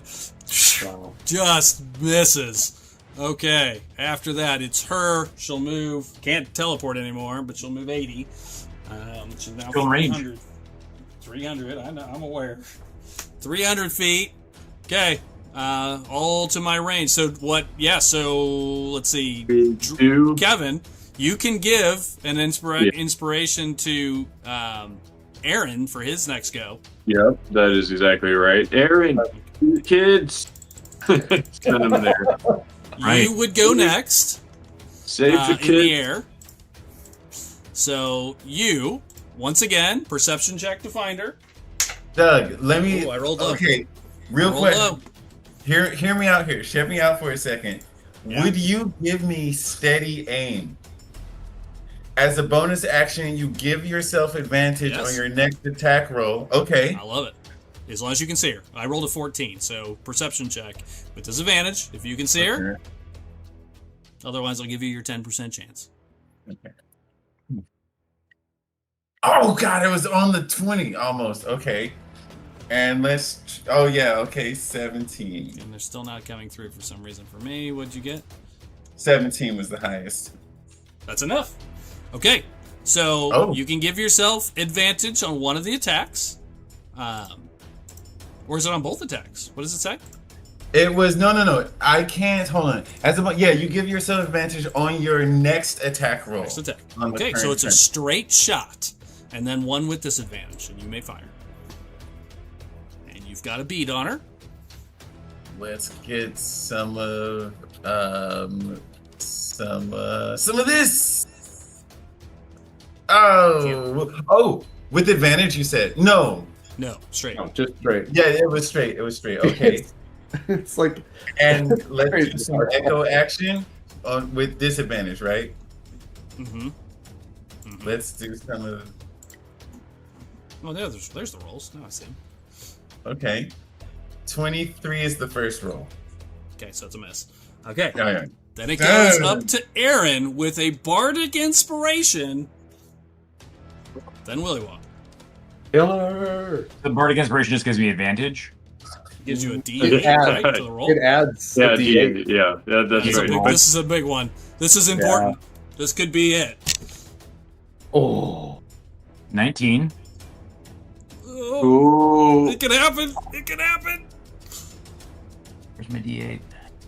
Wait, anybody got a heroic inspiration? 6, 7, or 8. 8. Oh, Hits! Damage. And she has one room left. yeah. Oh my god. Please go through the roof with the damage. 8. 8 plus. Another 4 for the smite. Oh, Here it comes. Come on. 12 points of damage. She has a D12 left. She will use it. Please D12. roll one. Boom. Please roll an 8. Alona. 8 points through. She had 8 hit points left. On the dot. Oh. As you feel this energy from Alonis telling you to get her, you pull back, and this shot just from 300 plus feet away, right in the back. And she drops. Drew, Wow. take a heroic inspiration. Yeah, there was no way I was Meanwhile- letting her get away if I could help it. I was going to throw everything in the kitchen sink I at did her. everything I had to get that far. Meanwhile, just in case it kills you, Joel, that last turn would have been 6 plus and a miss. So another 6 points. I assume you guys will finish off the creature. I did do 16 points of damage on that guy before, by the way. And it would leave it with 5 left. Then it would die the next turn. Excuse Oh me. yeah, I'll blast him. Yeah. So as you blast him, no need to go further. You knock the thing off of Willy-Wah. She goes down into the darkness. We are going to take our break. Everybody take a heroic inspiration, actually, because you took out one of the 8 AVs of the game by the skin of your teeth. You really did try to get away. Oh, Man, I was gonna be mad, honestly. She only got, like, I want to be very clear, like, it was dire, but we also rolled pretty shittily. Like, Yeah. oh, the Yeah, I entire rolled time. really good. You guys rolled pretty crappy. I mean, it was getting low. I mean, Alonis is down to 4, Urskar's 20, you was down to 30, you were down into the 20s and 30s at one point. I mean, it was... I still have 40 hit points left, and I still have, like, at least 2 spell slots of heals left, so... Had she stayed, and had Joel not done that damage, she probably would have stayed one more round. I had enough AoEs that I probably could have turned that back in her favor. Like, one good AoE would have dropped probably 3 of you. But Joel put her down to 20 hit points. I was like, nope. She's less than she's at a quarter. I gotta go. She just can't. She can't. I want her to come back. I love that I just whipped her twice with a giant tentacle from behind. That is amazing. So we'll be back to finish up part 2. That went a little bit long, but that's okay. We'll be back in about 3 or 4 minutes for part 2. We'll be back. Oof.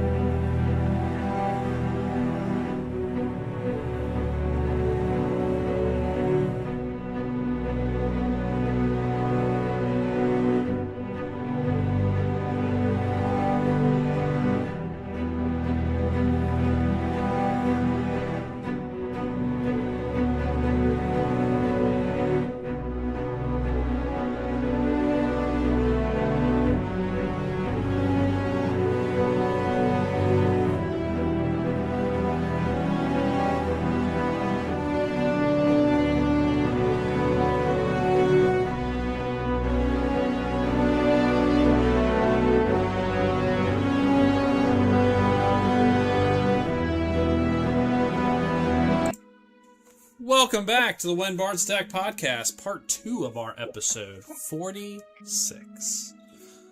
Where last we left, after a turn of fates, our adventurers turned the tides against Agronaut's first vessel of 8, the Silent Blade, a level 12 Blade Singer Wizard that did some good damage, good fight, but you ultimately were able to turn the tides. She was not prepared to deal with a couple of pretty powerful spells. That whip was nasty, for sure. Definitely had to change her tactics, and you guys were able to take her out. So as we pick things up, it's been about 25 minutes. You have recovered the body. So I know someone was going to. Already discussions about that. Without needing to color that out, we return to our heroes. Now, like midnight. Late in the evening. Storm clouds have cleared. Joel, the voices, as soon as she dropped, the voices stopped entirely. Ooh. And you have her body now in the courtyard next to the fire. The 5 of you, standing around looking at this body of this ninja that's laying there. Katana's still there, which you bring that back as well. As you see this corpse laying in front of you. Drew has just brought it back. Aaron went out and found it, brings it back to all of you. And with that, I turn it. Body has not been searched or anything like that. At this point, you've just set it down, and that's where we pick things up. It takes about 10-15 minutes to go out and find it, bring it back. And so that is where we pick things up. I just want to call this out because, I think it's gonna set up, I think, dramatically what Aaron's gonna do here in a minute. Sure. Which is Aaron takes this shot, and then as soon as she drops, he just starts slowly walking out to go get her body, and brings it back and just very slowly throws it on the ground, like dropping a sack of potatoes. Yeah, good.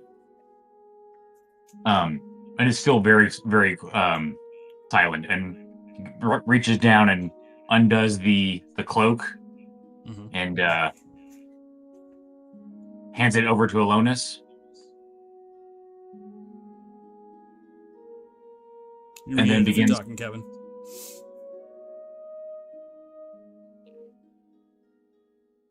Alonis stays silent. Takes the cape, kind of pulls it close to his chest, and tears just streamed out of his face.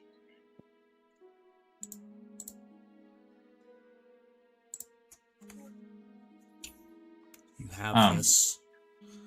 You all see that. You have this female slender figure now in front of you. Ninja mask covered in blood. Blood stains all over from different places of damage. Burns and whatnot. So, as soon as Aaron hands off the cloak, he'll start saying to himself, taking you in was not an option. You killed children, and you're going to be a message. I want every coward hiding behind your banner to see what becomes of the monster who thought innocent blood came without consequences. Let them wonder what's coming next for them. What we're coming, and what happens when you go after children.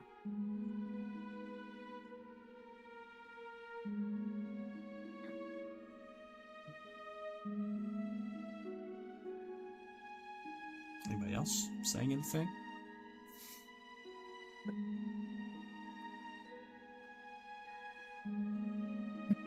Lower my head and listening to this and seeing Kevin get the cape back, just silently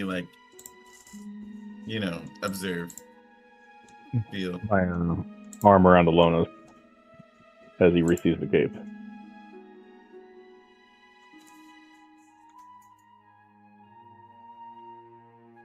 Look at Urskar. Tears rolling down my face. Then look at Aaron. it's also very connected. The plague is so clearly connected to why they want these children.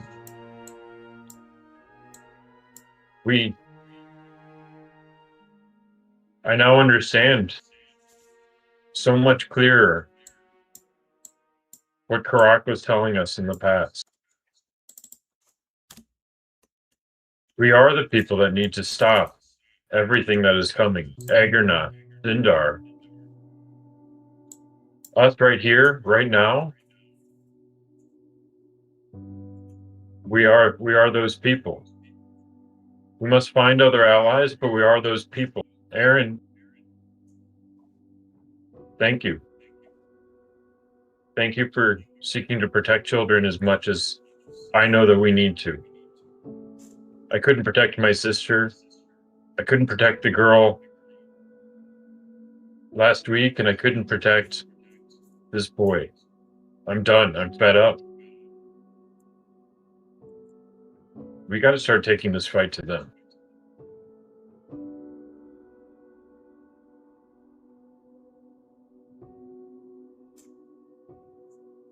Words left hanging in the air as the crackle of the fire continues to just crackle every once in a while. Doug, I'm gonna go over to her body. Yeah. And then just like kind of, gently, lean over it. Like I'm gonna do my my regular deal. Mm-hmm. And then I'm gonna just gently put my hand on her throat. Mm-hmm. And I'm gonna start shocking grasping her. Okay. So you just see electricity start to pulse off of my head, off of my hand, just directly into her brain. And I'm gonna start asking her questions. How did you find us? How did you get here? Like slowly, like rising with the tone of my voice with each question as I continue to electrocute her. Mm. Why did you come here and think this was gonna end well for you?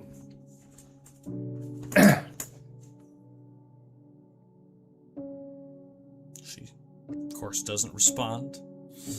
Her body convulses a couple of times before it goes silent entirely. Not even convulsing after a few electrical jolts go through it, just smoking and cinders. Just kind of... Yeah, I wanted like some slight smoke to like catch from her, face coverings and like have them kind of sizzle and burn a bit as I'm questioning her. Yeah. There's no grace for you. There's no prayer I can say. You've done the unthinkable. You worship the moon. And I'm going to bury you underneath it. We won't have to hear your voice again.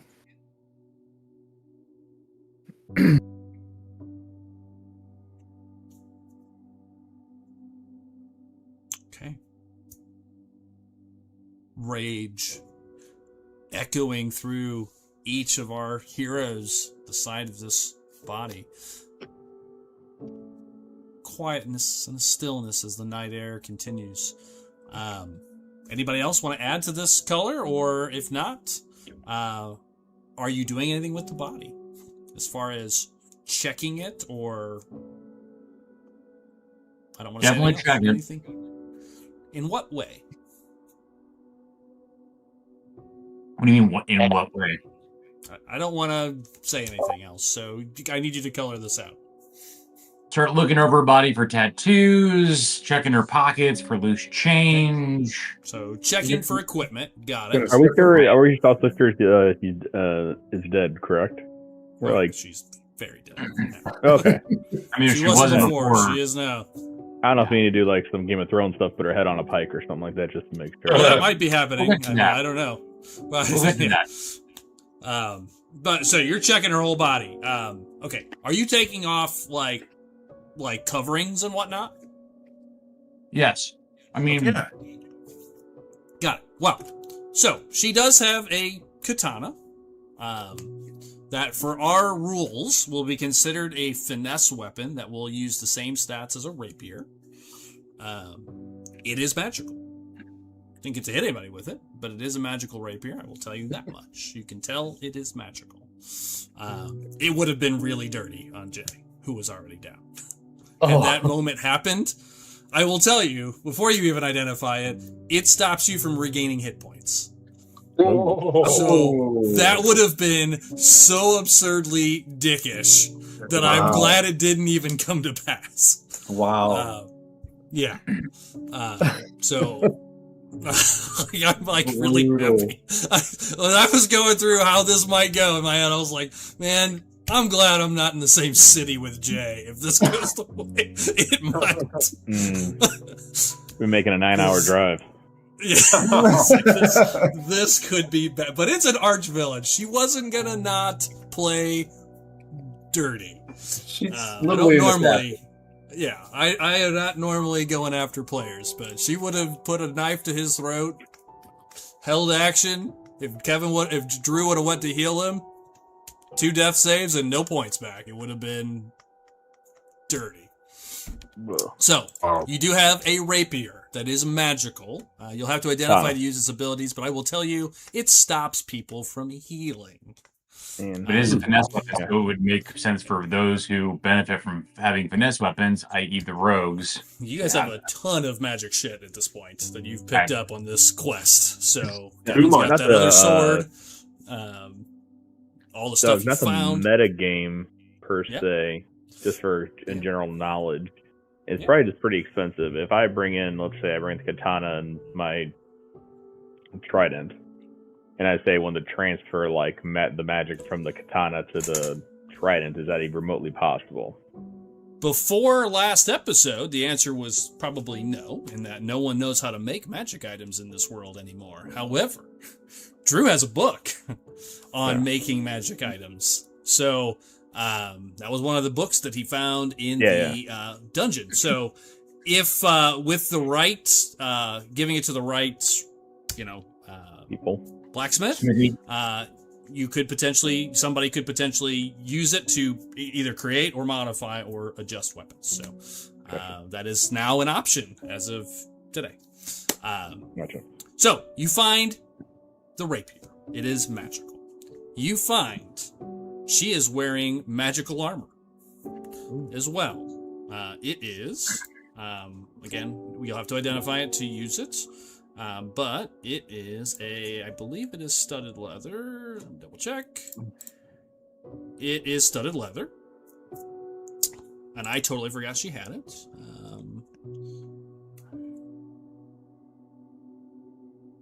I'm curious what all it does. Oh, it's only for 1 round. Wouldn't have helped.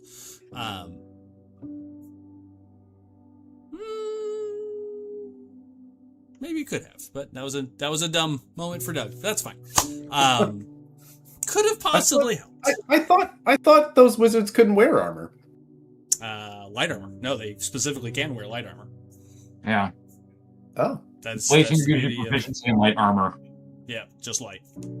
Just like Yeah. Well, That's why her AC was so good. because but it's debatable as to whether or not if you're doing a build. This is mechanic shit, but like if you do no armor and mage armor versus Right. Yeah. light armor. She wasn't using mage armor, but yeah. Right. They're about the same. Yeah, correct. Right. It's just a spell slot you got to burn every day. And it has a special ability, which she actually used in the first time you met her, and I totally forgot about. Heat of battle, she got flustered. It happens to the best of us. So, magical studded leather. She also has a ring on as well that is glowing. Oh, she's married? wow. She was married. She was To attuned her to job. 3 items. So that is everything on her. So you pull those things off. You don't see anything strange on her initially on her body, but Drew, as you go and you pull off the mask, the hood, you see 2 things. One, she's an elf. just like you. Right. They're basically the same build. However, you all recognize her. As No. you pull off the hood, you see a young woman. She looks to be like 18 or 19. You saw her in the village of Northvale. When the city closed after the death of one of the acolytes, and the group came up from Solace, you also learned, this has been months, so long reminder, that the church closed for a short time. And when the church closed, a assistant priestess came to the church, and she was seen with the priest in Northvale multiple times in town while you guys were doing stuff around Northvale. She is the assistant priest that came from Solace. Huh. Just the assistant? Correct. Oh. I wish she was. Karak would have pushed her down the stairs. Yeah, you never talked to her. You saw her in town a couple of times. I don't remember any conversation happening unless somebody went to the church. It's been so long, I don't remember, and had a word with the actual priest of Northvale. She was there, but she definitely was seen following the Battle of Northvale, helping people and moving around with the priest. So you recognize her as a member of the church. She has a necklace of the 7 pinnacle star that she wears. Blonde hair, young elven woman. The only thing that was not there before is on her forehead is a mark that is burned into her skull. It was not there when you saw her in town, so it was either hidden or it's new. Don't know which. It looks like a gold, almost like a purple gem. It's not glowing. It would have been glowing had you seen it with her mask off. It looks like a purple gem right in the middle of her forehead with veins coming off of it, kind of in 3 directions on each side of it, like it's growing out of her skull. It was not there when you saw her before. Wait, what's growing out of her skull? Say that again. It looks like a purple, like crystal almost. Like a gem. With like veins coming off of it. It was not there when you saw her in town, but you do recognize her. You all recognize her as soon as the mask comes off.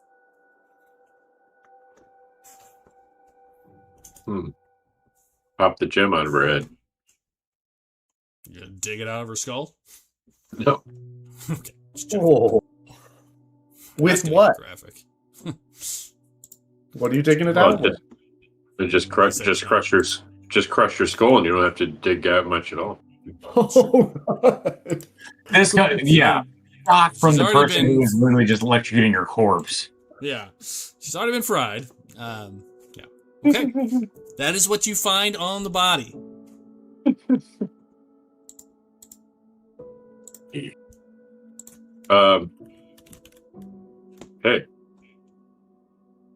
We need a long rest. That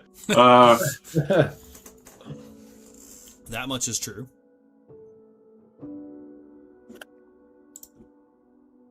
Yeah, but you see this this is a priest. Drew, I mean, for you, I'd like to know what's going through Aaron's mind right now as a member of the church. You know, whether it's internal or voiced outward, what's going through Aaron's mind as you see her and recognize her? Given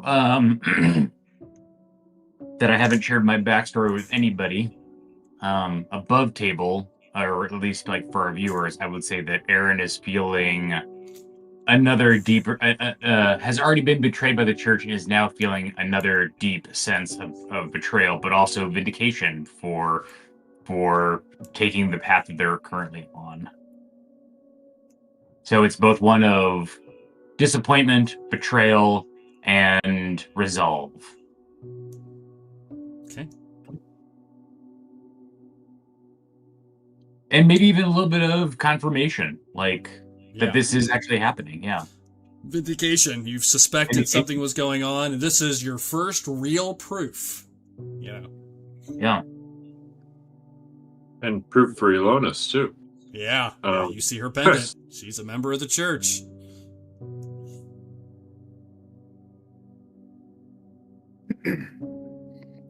She was pretending to be a member of the church.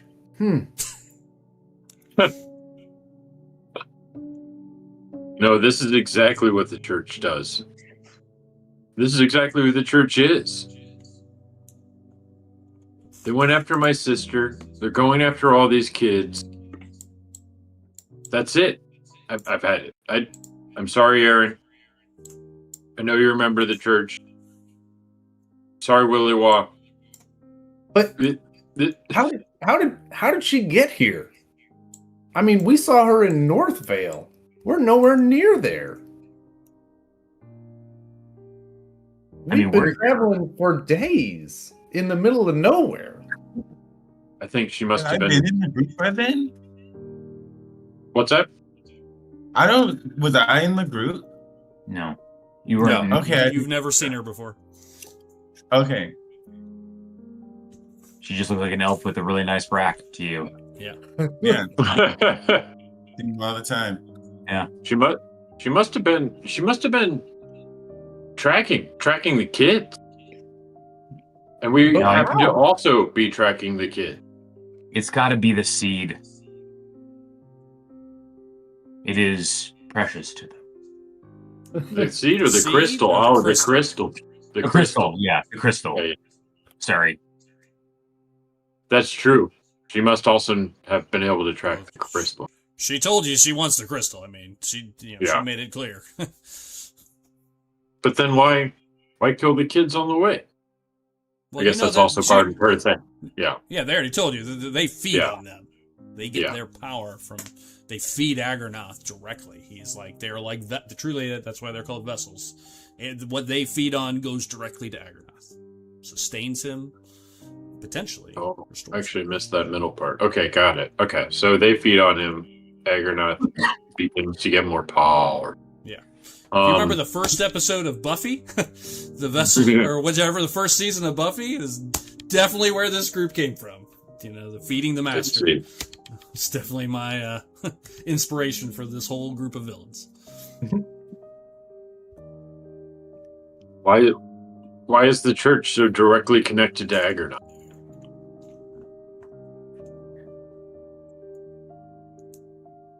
Aaron.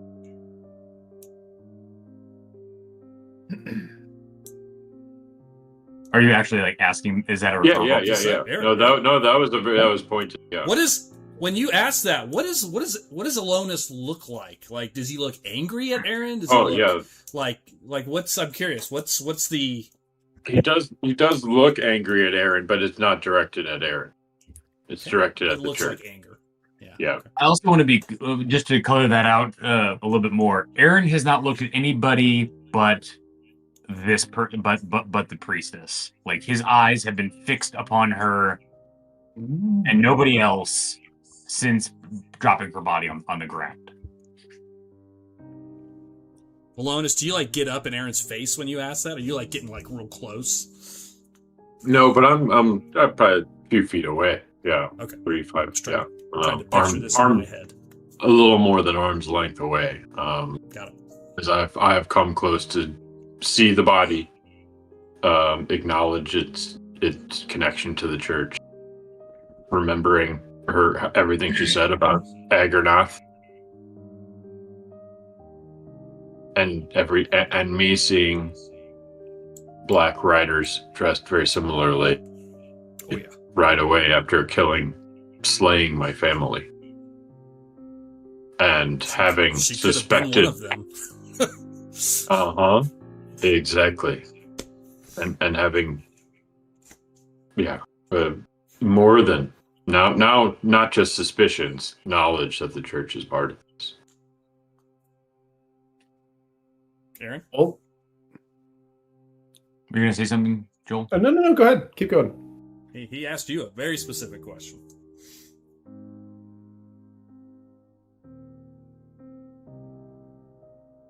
You don't know the half of it, Alonus. Well, I'm listening, and you, I know. and you just, I'm pausing and I deserve. for dramatic purposes. Aaron's done so many things where he just said, So I wasn't. I'm not letting you off the hook. So Okay, thank you. Yeah, pause for dramatic effect. Okay.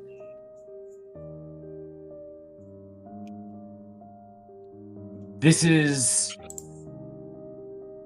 if this means what I think it means, if this is members of the church feeding Aggernoth, feeding the dragon Zindar, is that right? Zindar? yes, Zindar. Zindar was the dark dragon. Yep. Dark dragon. It's related to, but not the full story. For years now, I recently figured out that the church has been stockpiling potent magic users, and training them from childhood to be basically WMDs.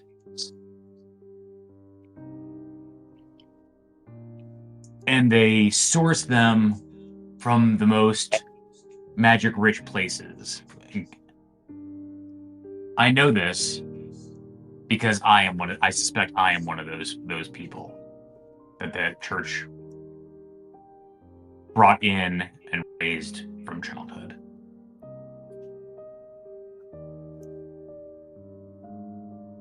and you survived. That's the point. But if they're using, but if there's a sect, or if this is part of or a separate to, competing to the church's plan, I don't know yet. I don't know if the church is trying to fight Zindar, fight Aggernoth, prepare for their return, using these terrible tactics, or if this and somehow those people have also infiltrated the church, kind of like a Hydra infiltrating Shield kind of thing going on. Right. Elonis understands that reference. Yeah, thank you. That's a lot of Avengers. I was think a I'm. kid. Yeah. I'm struggling a little bit with some of the RP, so I'm trying to use. No, I'm sorry to. No, you're all right. I'm struggling with a little bit of making. I just want to make sure I get my point across here. But like, Point is, you don't know if the whole church is involved or if Right. it's a sect. I don't know if this is lit. If I understand that this plot of stealing children for Aggernoth is going on, it is now going on with the church. That is potentially related to or in competition with what it is the reason why I left the church. And I will say that I suspect that the refugee situation that is going on in the West is also linked to this, to the stockpiling of potent magic users. And everybody I've told about this has died or gone missing. Thanks for cursing us. Yeah, I was gonna say. Well, Maybe we should I roll thought I death told you saves for everyone. after that fight, because I'd have told you before the fight that last Yep. fight we may not have made this. Yeah. Yeah, I think you must have whispered something to Urskar. I'm But talking. he didn't quite hear you. Yeah. Well, you know, before today, Jesus. these people were just in the shadows. Didn't know where to look. They could be anywhere. And now we know they're in the church, disguised as priests. A diabolical plot.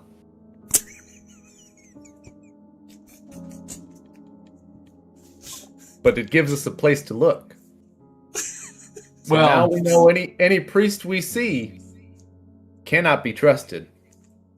Well, to be fair, like, that is a leap in logic, and Aaron would point this out, that, like, we have a lead that goes to the priest, that goes to the church, I wouldn't say that all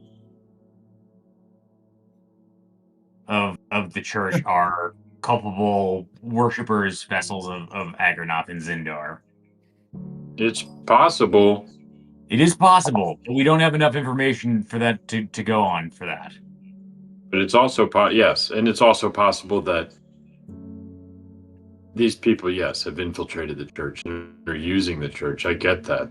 I think But that is still- very much the case. I don't know if it's what I'm basically getting at is I don't know if that is a top-down thing or if that's just again sort of another made their way in. plague eating at this body that, again, to be clear, is also doing unsavory shit.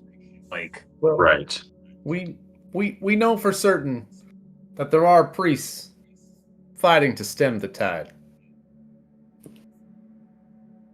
We do. Yes, correct. That is a good question. Aaron is one. A good example. Thank you, Aaron. Yeah, definitely Aaron. Or is he? Well, there are children being trafficked through this citadel and into this city that we are right next to. This person. Go ahead, Kevin. I'm sorry. I don't want to talk over you. Oh no! Just to finish, this person here, this woman, she had to have been connected. She was trying to be at the end of this train. We should send a message to Varric Solthang. Yes. To the person signing all these documents, allowing it to happen, even if he is the person, isn't the person doing it, he knows about it. That's the name that was signed on all the documents that allow people in and out of the city. Just for I'm sorry. Yeah. For loose. Yeah. What kind of message? We're gonna. Well, who the hell is that? My above table. What I was thinking was, we gather all these bodies into a pile, put her at the top of it with a big sign that says, "Tell Zarek or Varys Solthane, this is what happens when you abduct and murder children." Yes, and put them in one of the boxes that they take the children into the city with, and put a paper on it that he signed himself and have it delivered to him. No, oh boy, maybe that, but I definitely don't want to give them all because I definitely want to keep his signature. No, just one of them. Yeah. Yeah, okay. There's a lot of them, yeah. Because I definitely want to have antics for that as well. I like it. And what I was going to say is too, just for as a reminder for everybody and for the listeners, like, Aaron does not dress or look or identify as a priest member of the church. Like, they are very much like in more like apprentice, novice robes, if anything. Understood. And to this point, has like vehemently said they are not a priest; they serve at the behest of Willy Wah, who does dress like a priest. Who does dress like a priest, and is not a priest. It's not, but it's very clearly not a priest. Yeah. Yes. Whoa. You can see maybe just kind of like maybe that's make for our listeners. Yeah, explicit what is implicitly implied here that like Aaron is hiding as like using Willy Wah as a diversion or a shield. Oh, how rude. Well, I think two things. Okay. Sorry, no. One side's got two little things. But let's deliver this message, and then let's bring the fight to us. We have this crystal. We know they want it. Let's start showing it off or something. Let's get these people to come to us. I think they've been coming to us. Like, it's true, but how can we use it again to how can we actually get them to? Yeah, let's think of a plan to put it out there so that they continue to come after us. Well, we could go take care of that plague. That ought to kick the hornet's nest. Look at our sky. For sure. One way. What I'm also what Aaron might be wondering is above table, if they are like tracking this thing, if they are connected to it, wondering if there's like they could construct some sort of like, again, I still have yet to like attune and spend time with this thing, but wondering if like there's some sort of like Faraday box that like we could like construct that would help like block or disrupt. Nice. Wrap it in aluminum foil. Yeah, like basically to cause panic about its location and its that kind of stuff.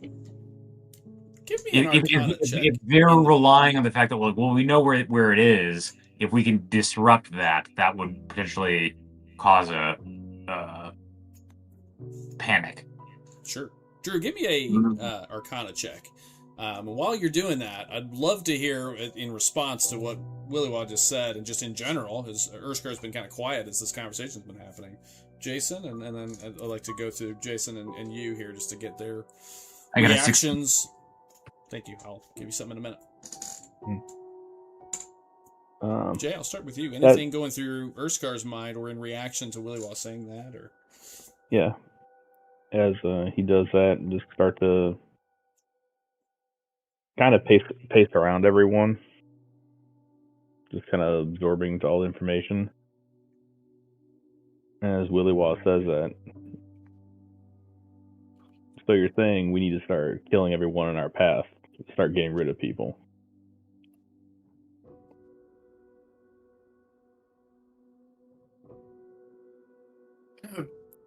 If you're talking about clearing the plague, absolutely. Well, that's all I care about. So that's what we need to do to get rid of this plague, to free our land, then let's do it. I mean, more of them might even be there. Who knows? Another one of these, vessels. Willywaw, can you tell us how to find these fake priests and what they might look like and what they might wear?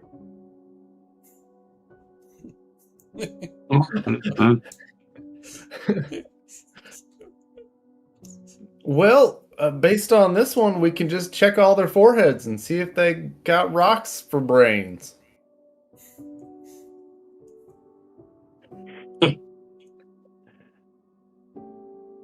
Well, then that's what we need to do. I'll follow your lead along with Lonus, and let's... But it's important... It's important not to trust your eyes. Trust your instincts. Because your eyes can deceive you.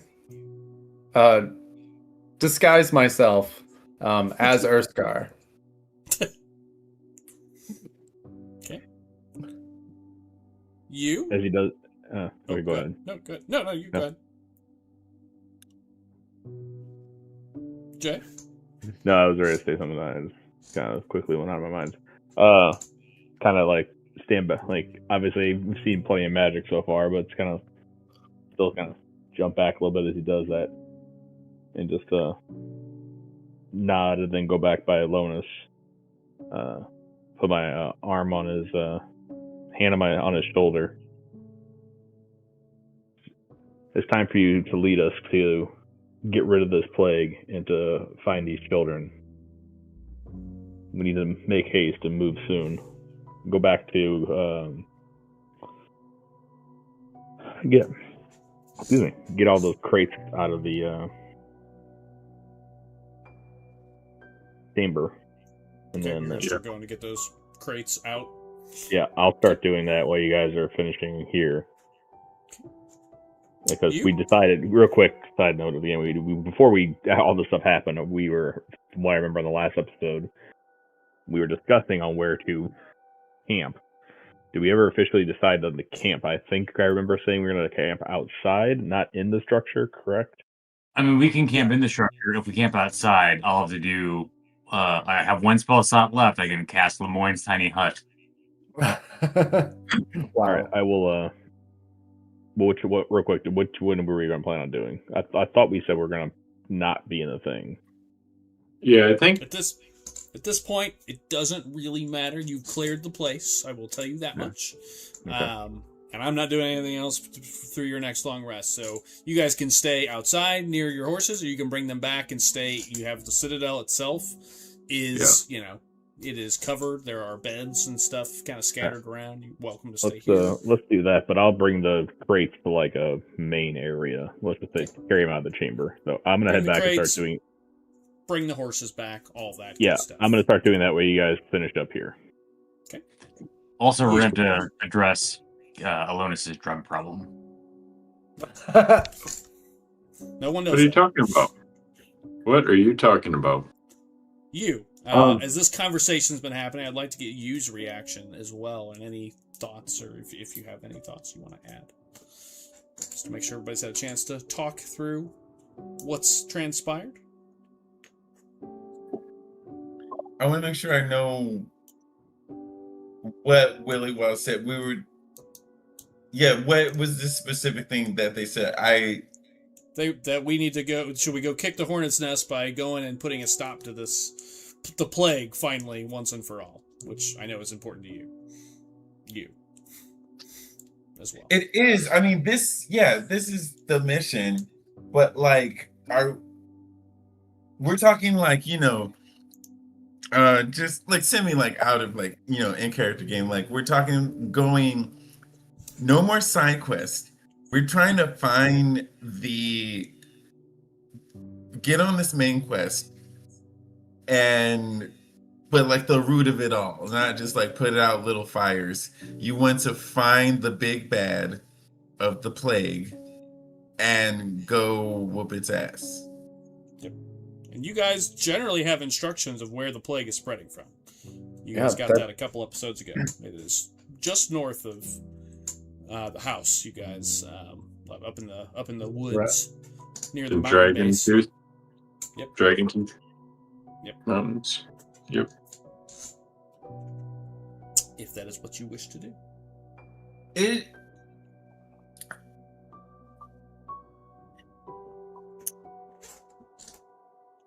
I feel like there's I feel like yes, my feeling is generally yes, but also I have this really prickly feeling like there's something unseen at play still. And I don't know what that shouldn't stop us from going straight into the source and taking care of it. But I understand your feeling. We can only see the face of it right now. I can't see the backside of the moon. oh yeah, that's true. And I think, well, hold on a second. Now I feel so the moon is not disconnected from this. I want to give some credence to this moon situation. But before I do that, Doug, I want to ask you a question, and I'm going in my own thoughts here. All right, which I want to think about this thing that no one knows yet, is that Lady Thistle was acting weird, and just run this through my mind real fast. Remembering how the plague is running. And it's showing up in the Feywild. Mm-hmm. What was its first appearance in the I had the crazy thought that like there's like a Feywild plague source. Cause like remind me what the blue egg was that Kevin grabbed. That Lady Sissel like got a hard on for. No, I got a seed. The seed, I mean The plague seed. Yeah. She had asked you to get that so she could study it. Yeah. You don't get all Gollum-y about something you want to study, though. She's like not a scientist. She's Lady Thistle, right?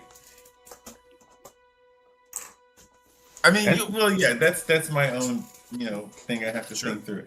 I mean, I think we yes. I mean, this is the heart of the mission. I think once we get to the plague, I think this will be a great thing. But like, if the people who are trying to stop us are as powerful as that person, who's to say that we might not get incinerated before we even get through the foyer? Well, presumably there's a number more of these. 7 more. But they're hunting for all sorts of things right now. They don't know that we know where their house is. So they won't see it burning down until it's too late. Where do we start, Willie Wall?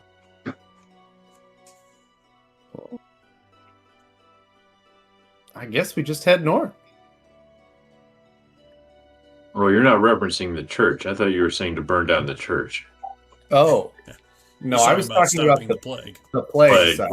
Plague. Sorry, yeah. I skipped a thing there. I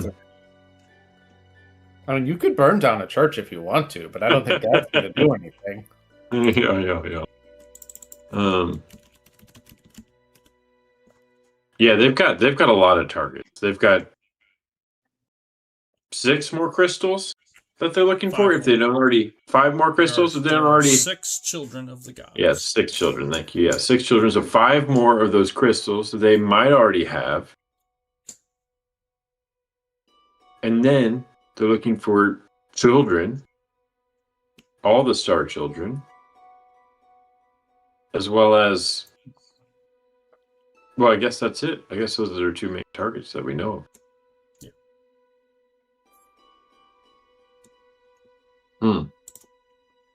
First thing first, the crystals, yes. You and at this point, because you have the crystal, and yes, they are always searching for star children. Yes. Always. Because they're hungry. Okay. Let's I think a plan of action or non-action, a long rest, go to the plague with things that we just found. A carriage, horses. I will ask this question since I know you're planning to deliver a message to in some way, which I'm going to need some color around. We're not going to RP it. I will ask. I don't want to metagame, but I'm going to do it anyways for just a moment. You are right next to a very large city. You guys have picked up a lot of stuff. Do you want to head into town and get all of it identified and figure out what you have? Is that something you guys are going to want to do before you go traipsing into the wilderness further, or just for my own knowledge? I was going to suggest, since we have all these gold I'm carrying up, I am out of potions and stuff like that. I thought it'd be a good idea to knock all that stuff out super quick, all this gold and stuff we have, and then get out of town and get going. Spend a day in town or something like that, maybe. Yeah, not even. Just like a quick shopping trip and back it out. Yeah. It's a big city. It'll probably take a few hours to figure out what you're trying to do there. You would know, Drew would know that Ashland Trade City is 5 times as big as Solus. It's a large city. Yeah, I figured go and get some potions, get some things identified, some more rations, maybe a better upgrade on a cart or something like that. Yeah. And then off to the plague. Okay, yeah. You guys have a bunch of money worth of stuff here, and I don't know if you're going to keep all the magic items or sell some of it. You have some options now. Options you've not had up till the first year of this game. You have a lot of stuff worth a lot of money now. More than I expected. You found the treasure trove and you killed the chick, so. Yeah, we did. Alright, let's head back, long rest, and then head to town. That's my long rest, head into town. So what I need to understand is how the message is going to work, because that it could affect. Because I'm not going to RP out Ashland Trade City, necessarily, unless depending on how this coloring out is going to go. So, what's your plan for the message? Let's be one. I mean, love to hear what Drew is thinking, but one, do that after we get in and out of the city. Okay. For timing purposes. Okay, that's certainly an option. So leave everything here, go into town, and then what? Are you leaving the bodies here in the Citadel? Or are you going to literally like drop it off outside of, like just outside of town so somebody finds it? I mean, you're not far from town regardless. You're less than a mile. But You don't have to deliver it. I mean, people are going to come here looking for the people who were here. True, but we have one guy sleeping yes, you do. right Why? now. Which you can feel free to execute if you wish, or if you want to do something with him. That's certainly an option. Or wake him up and have him also deliver a message or deliver the message. No, just leave a note. Oh. I mean, always leave a note. Always on her chest, carved into her chest. You always leave a note. I was just gonna say, yeah, just like the simple message is like, yeah, tell Barrick, Sulfane, this is what happens when you smuggle children and murder children. I think leaving a keep full of dead bodies Right. exactly where they are, rotting, with a note saying, keep this up, is way more menacing and gets somebody to think about what they're doing and potentially stopping it than confronting them directly. Or sending a guy who can actually convey who we are and how many of us there are. Because if there's like, oh, there's 5 guys, he's going to be like, oh, I'm not worried about that. Yeah, that's a good point. I'll send 20. Yeah, exactly. He'll just send a bunch more dudes. But if he just sees like, oh, there's 15 just slaughtered people here. What organization did Good point.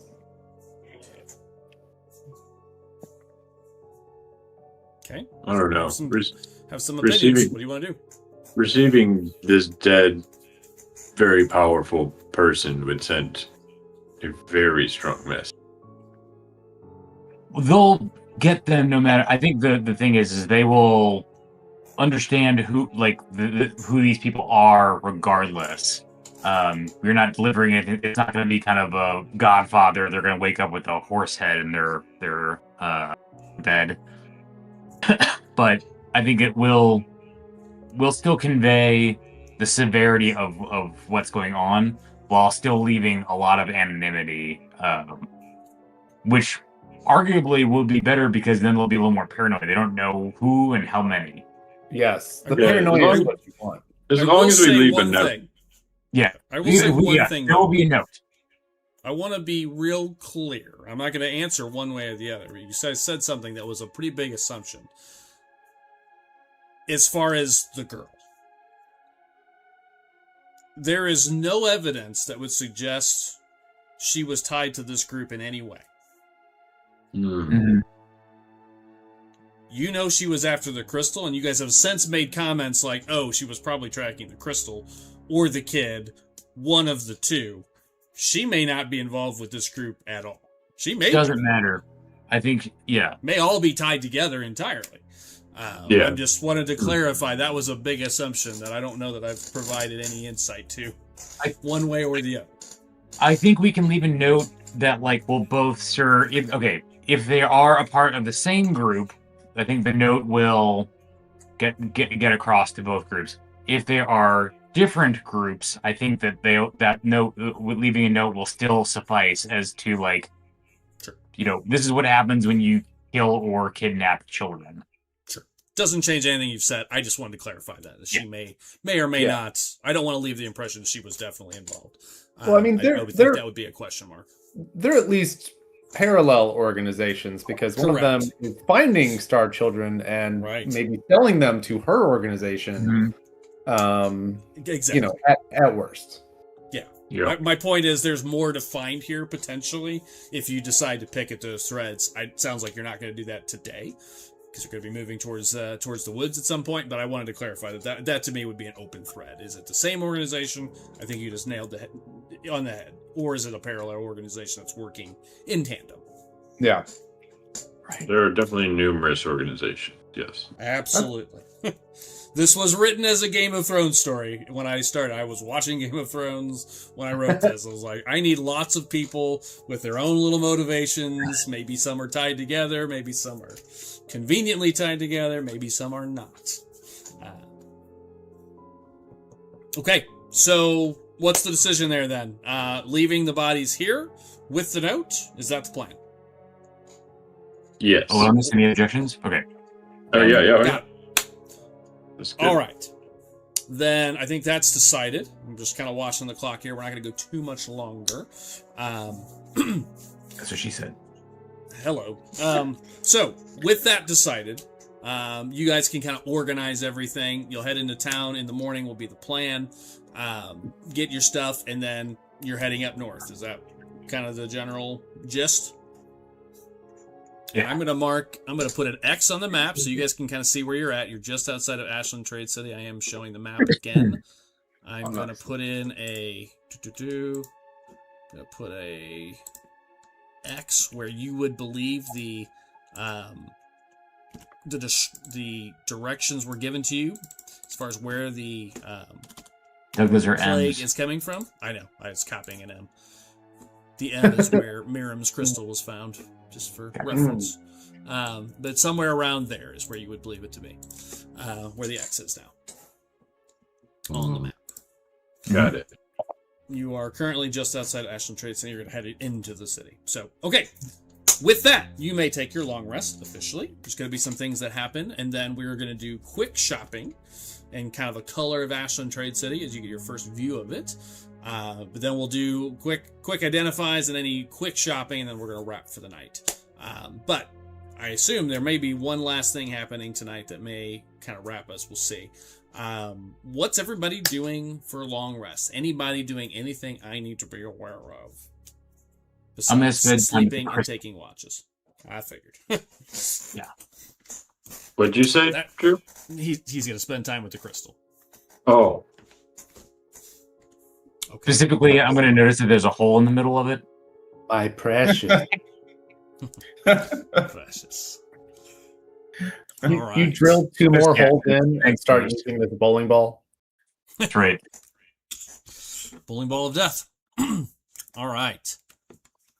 Night settles in. A couple of things happen. Jason, you bring the bodies in. And as you guys are...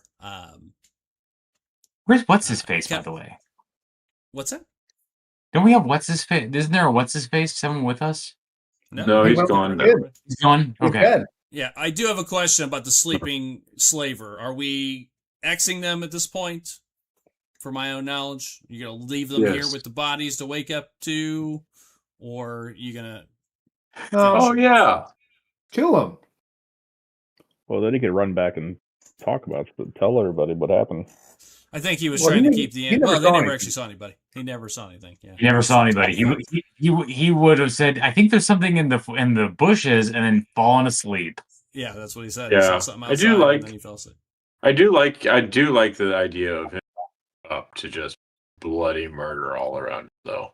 I like that, and if we were leaving immediately, I'd say yeah, leave him be. But since we are going to go into town for a little bit, I would rather not have to worry about somebody Until yelling afterward. about There's it. but again, Yeah, there's I nothing that agree with connects that.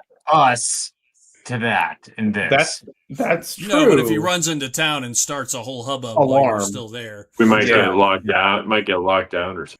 Yeah, Well, I want too that alarm big to of a go city. off in a day or two when somebody doesn't show up for a meet that they're supposed to, Right. and they come looking. I just think it'd be We'll funny if this assume guy he's- woke up in a bunch of dead bodies and a bunch of I blood and was know. like, "Ah, not again." Exactly. All Yeah, Every time kill I him. fall asleep on watch. right.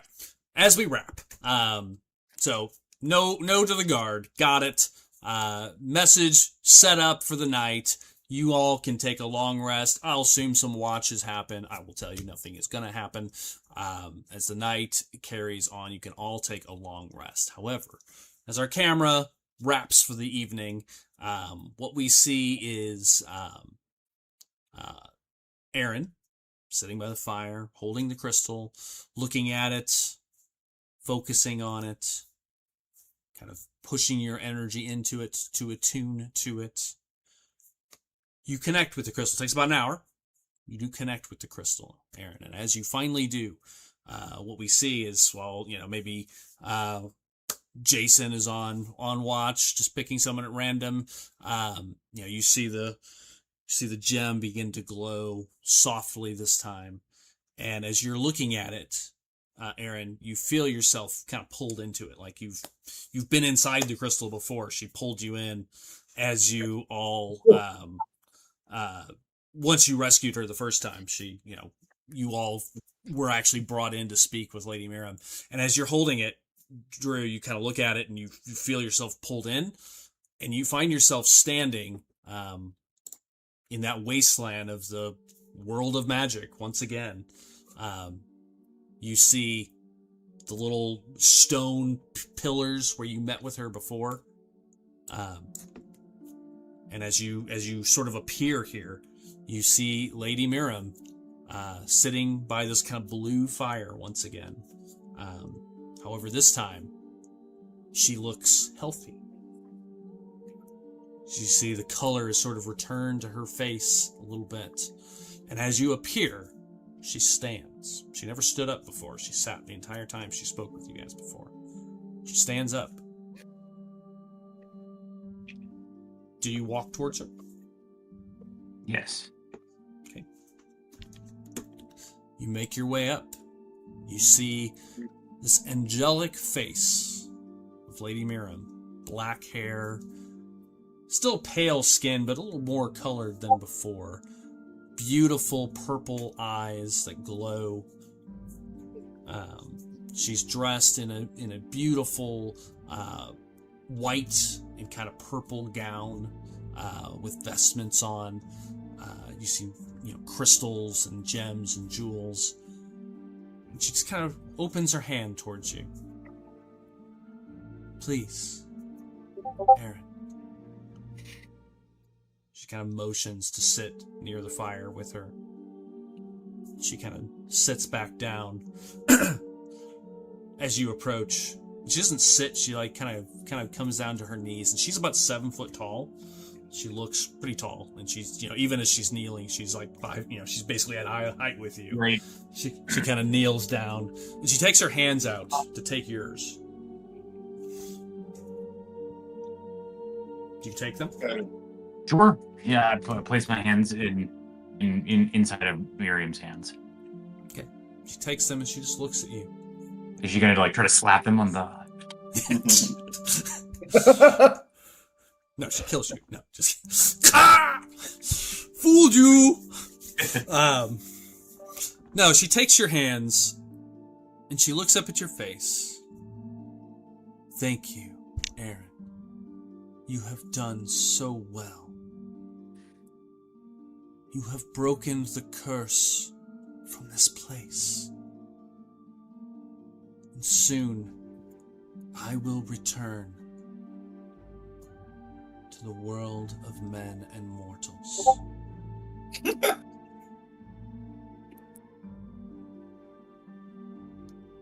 Aaron, with this place now cleansed, I will begin to heal finally. As my strength is restored, I will grant my gifts to you in order to help fight back the darkness that comes. My brothers and sisters, sleep still, corrupted in the shadows of Agarnath. We failed to keep him at bay.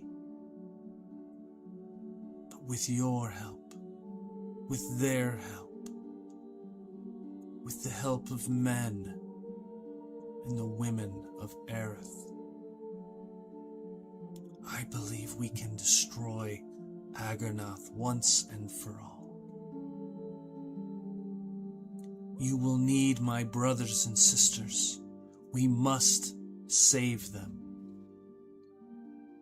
If Agarnath's vessels find even one, the chains that break him from this reality will weaken, and he will return. She places her hand on your temple, right here. I will show you the way. You must find my brothers and sisters. And in an instant, as soon as she touches her hand to your head, you get flashes of temples. And you know exactly where they are in your mind. You see almost a map in your brain of the continent. And you know exactly, you see like images of each one. I will display them on the map at current, one at a time. Each with a letter marked as the first name of the god. So M is where Lady Miriam's was. I'm gonna do Deimos, my brother. You see an image of Silver Flame Lake. And the basically the view goes beneath the surface of the water. You see a temple underneath the water. Hmm.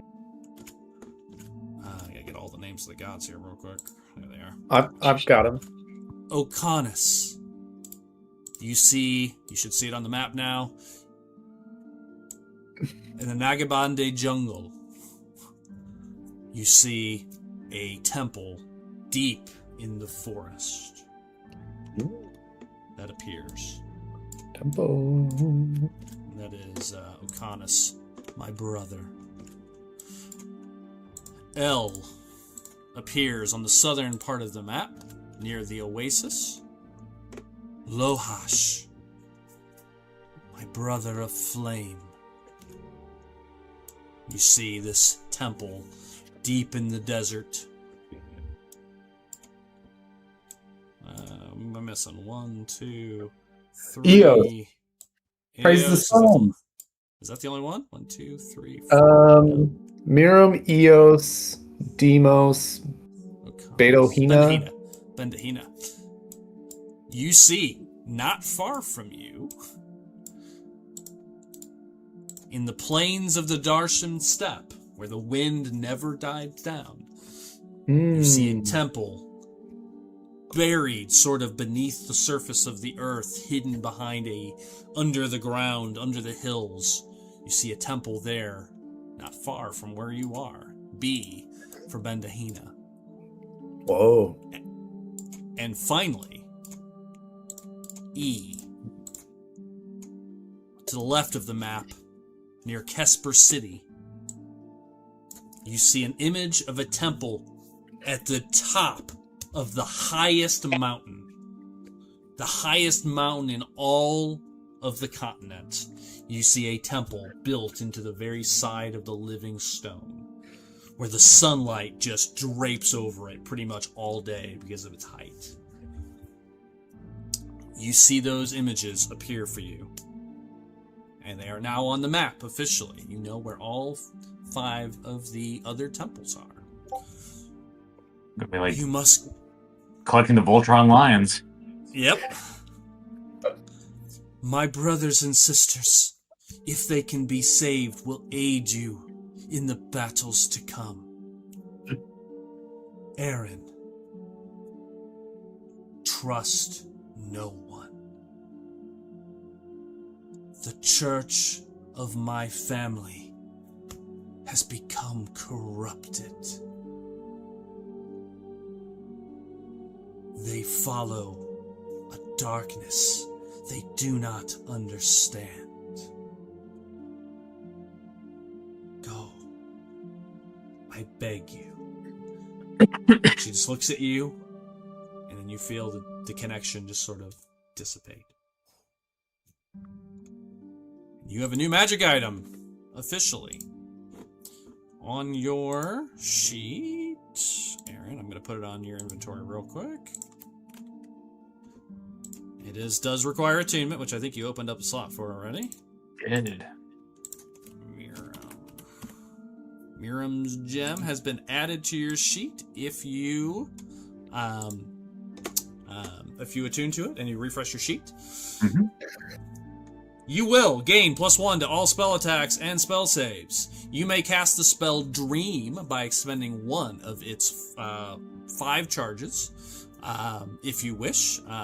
This can also be used to commune with Lady Miriam. So you can cast the spell Dream, or you can use the Dream spell to speak with Lady Miriam at any time. You gain Dark Vision of 60 feet. That doesn't really help you. If you currently have Dark Vision, it becomes pure night vision. You see the same as you do during the day as you do at night. You already have that. You receive over Moon Shadow Step. You may cast Misty Step at the expense of 1 charge, so you have another teleport.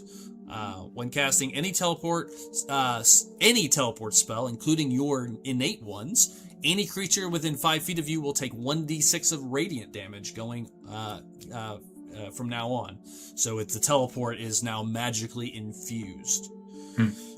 Miriam's Protection. You may expend a charge, and as a reaction, the target must make a DC Wisdom 15 save.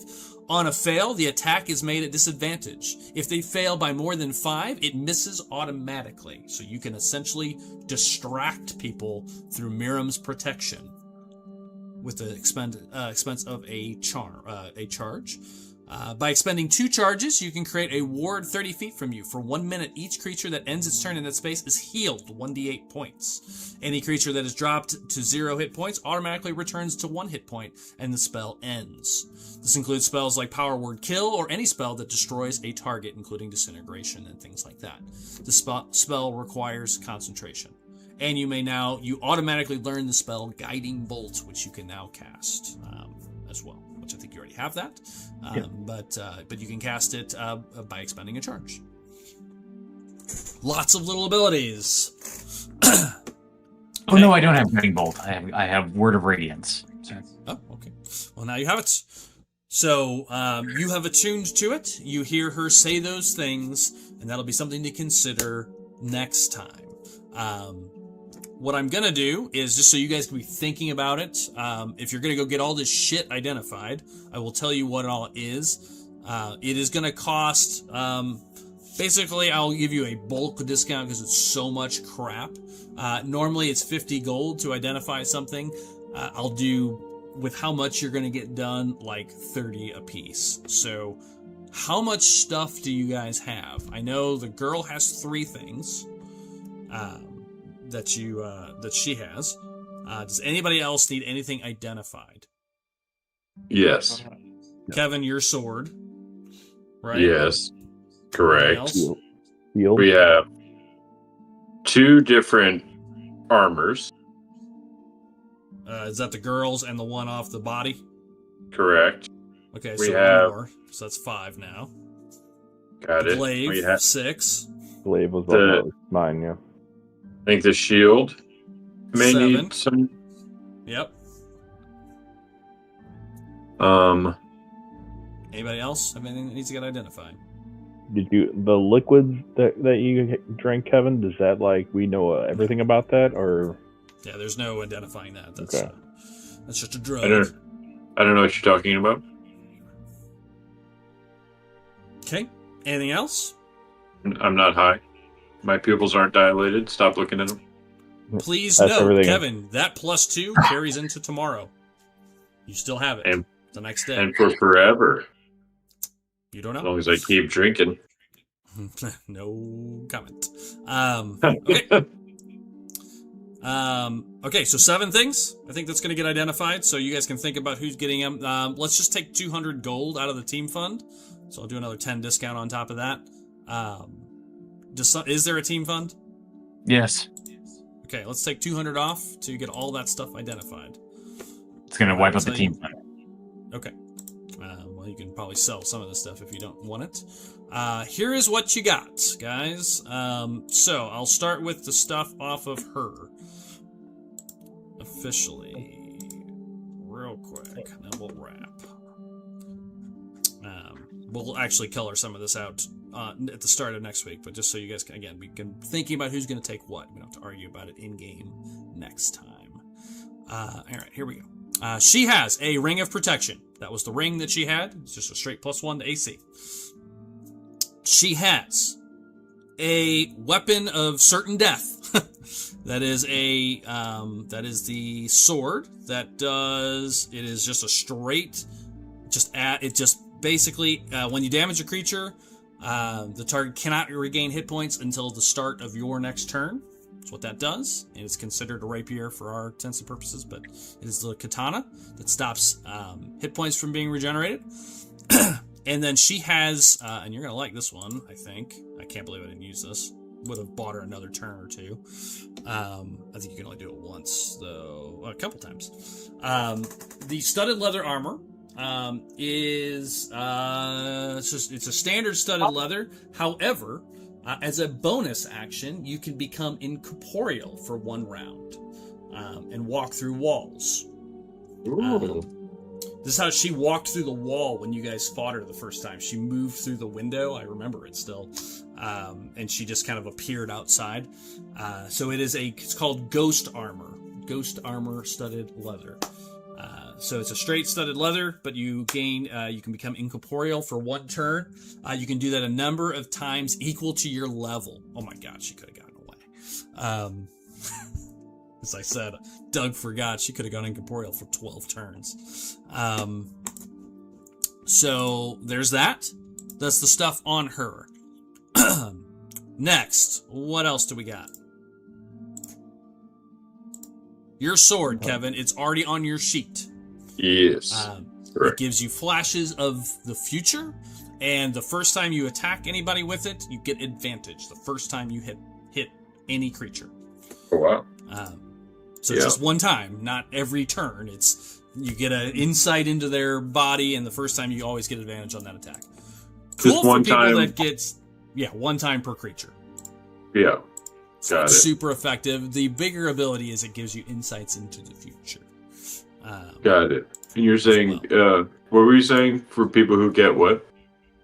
Sneak attack, like Luz or Jay, because it automatically, it automatically becomes sneak attack damage if you have advantage.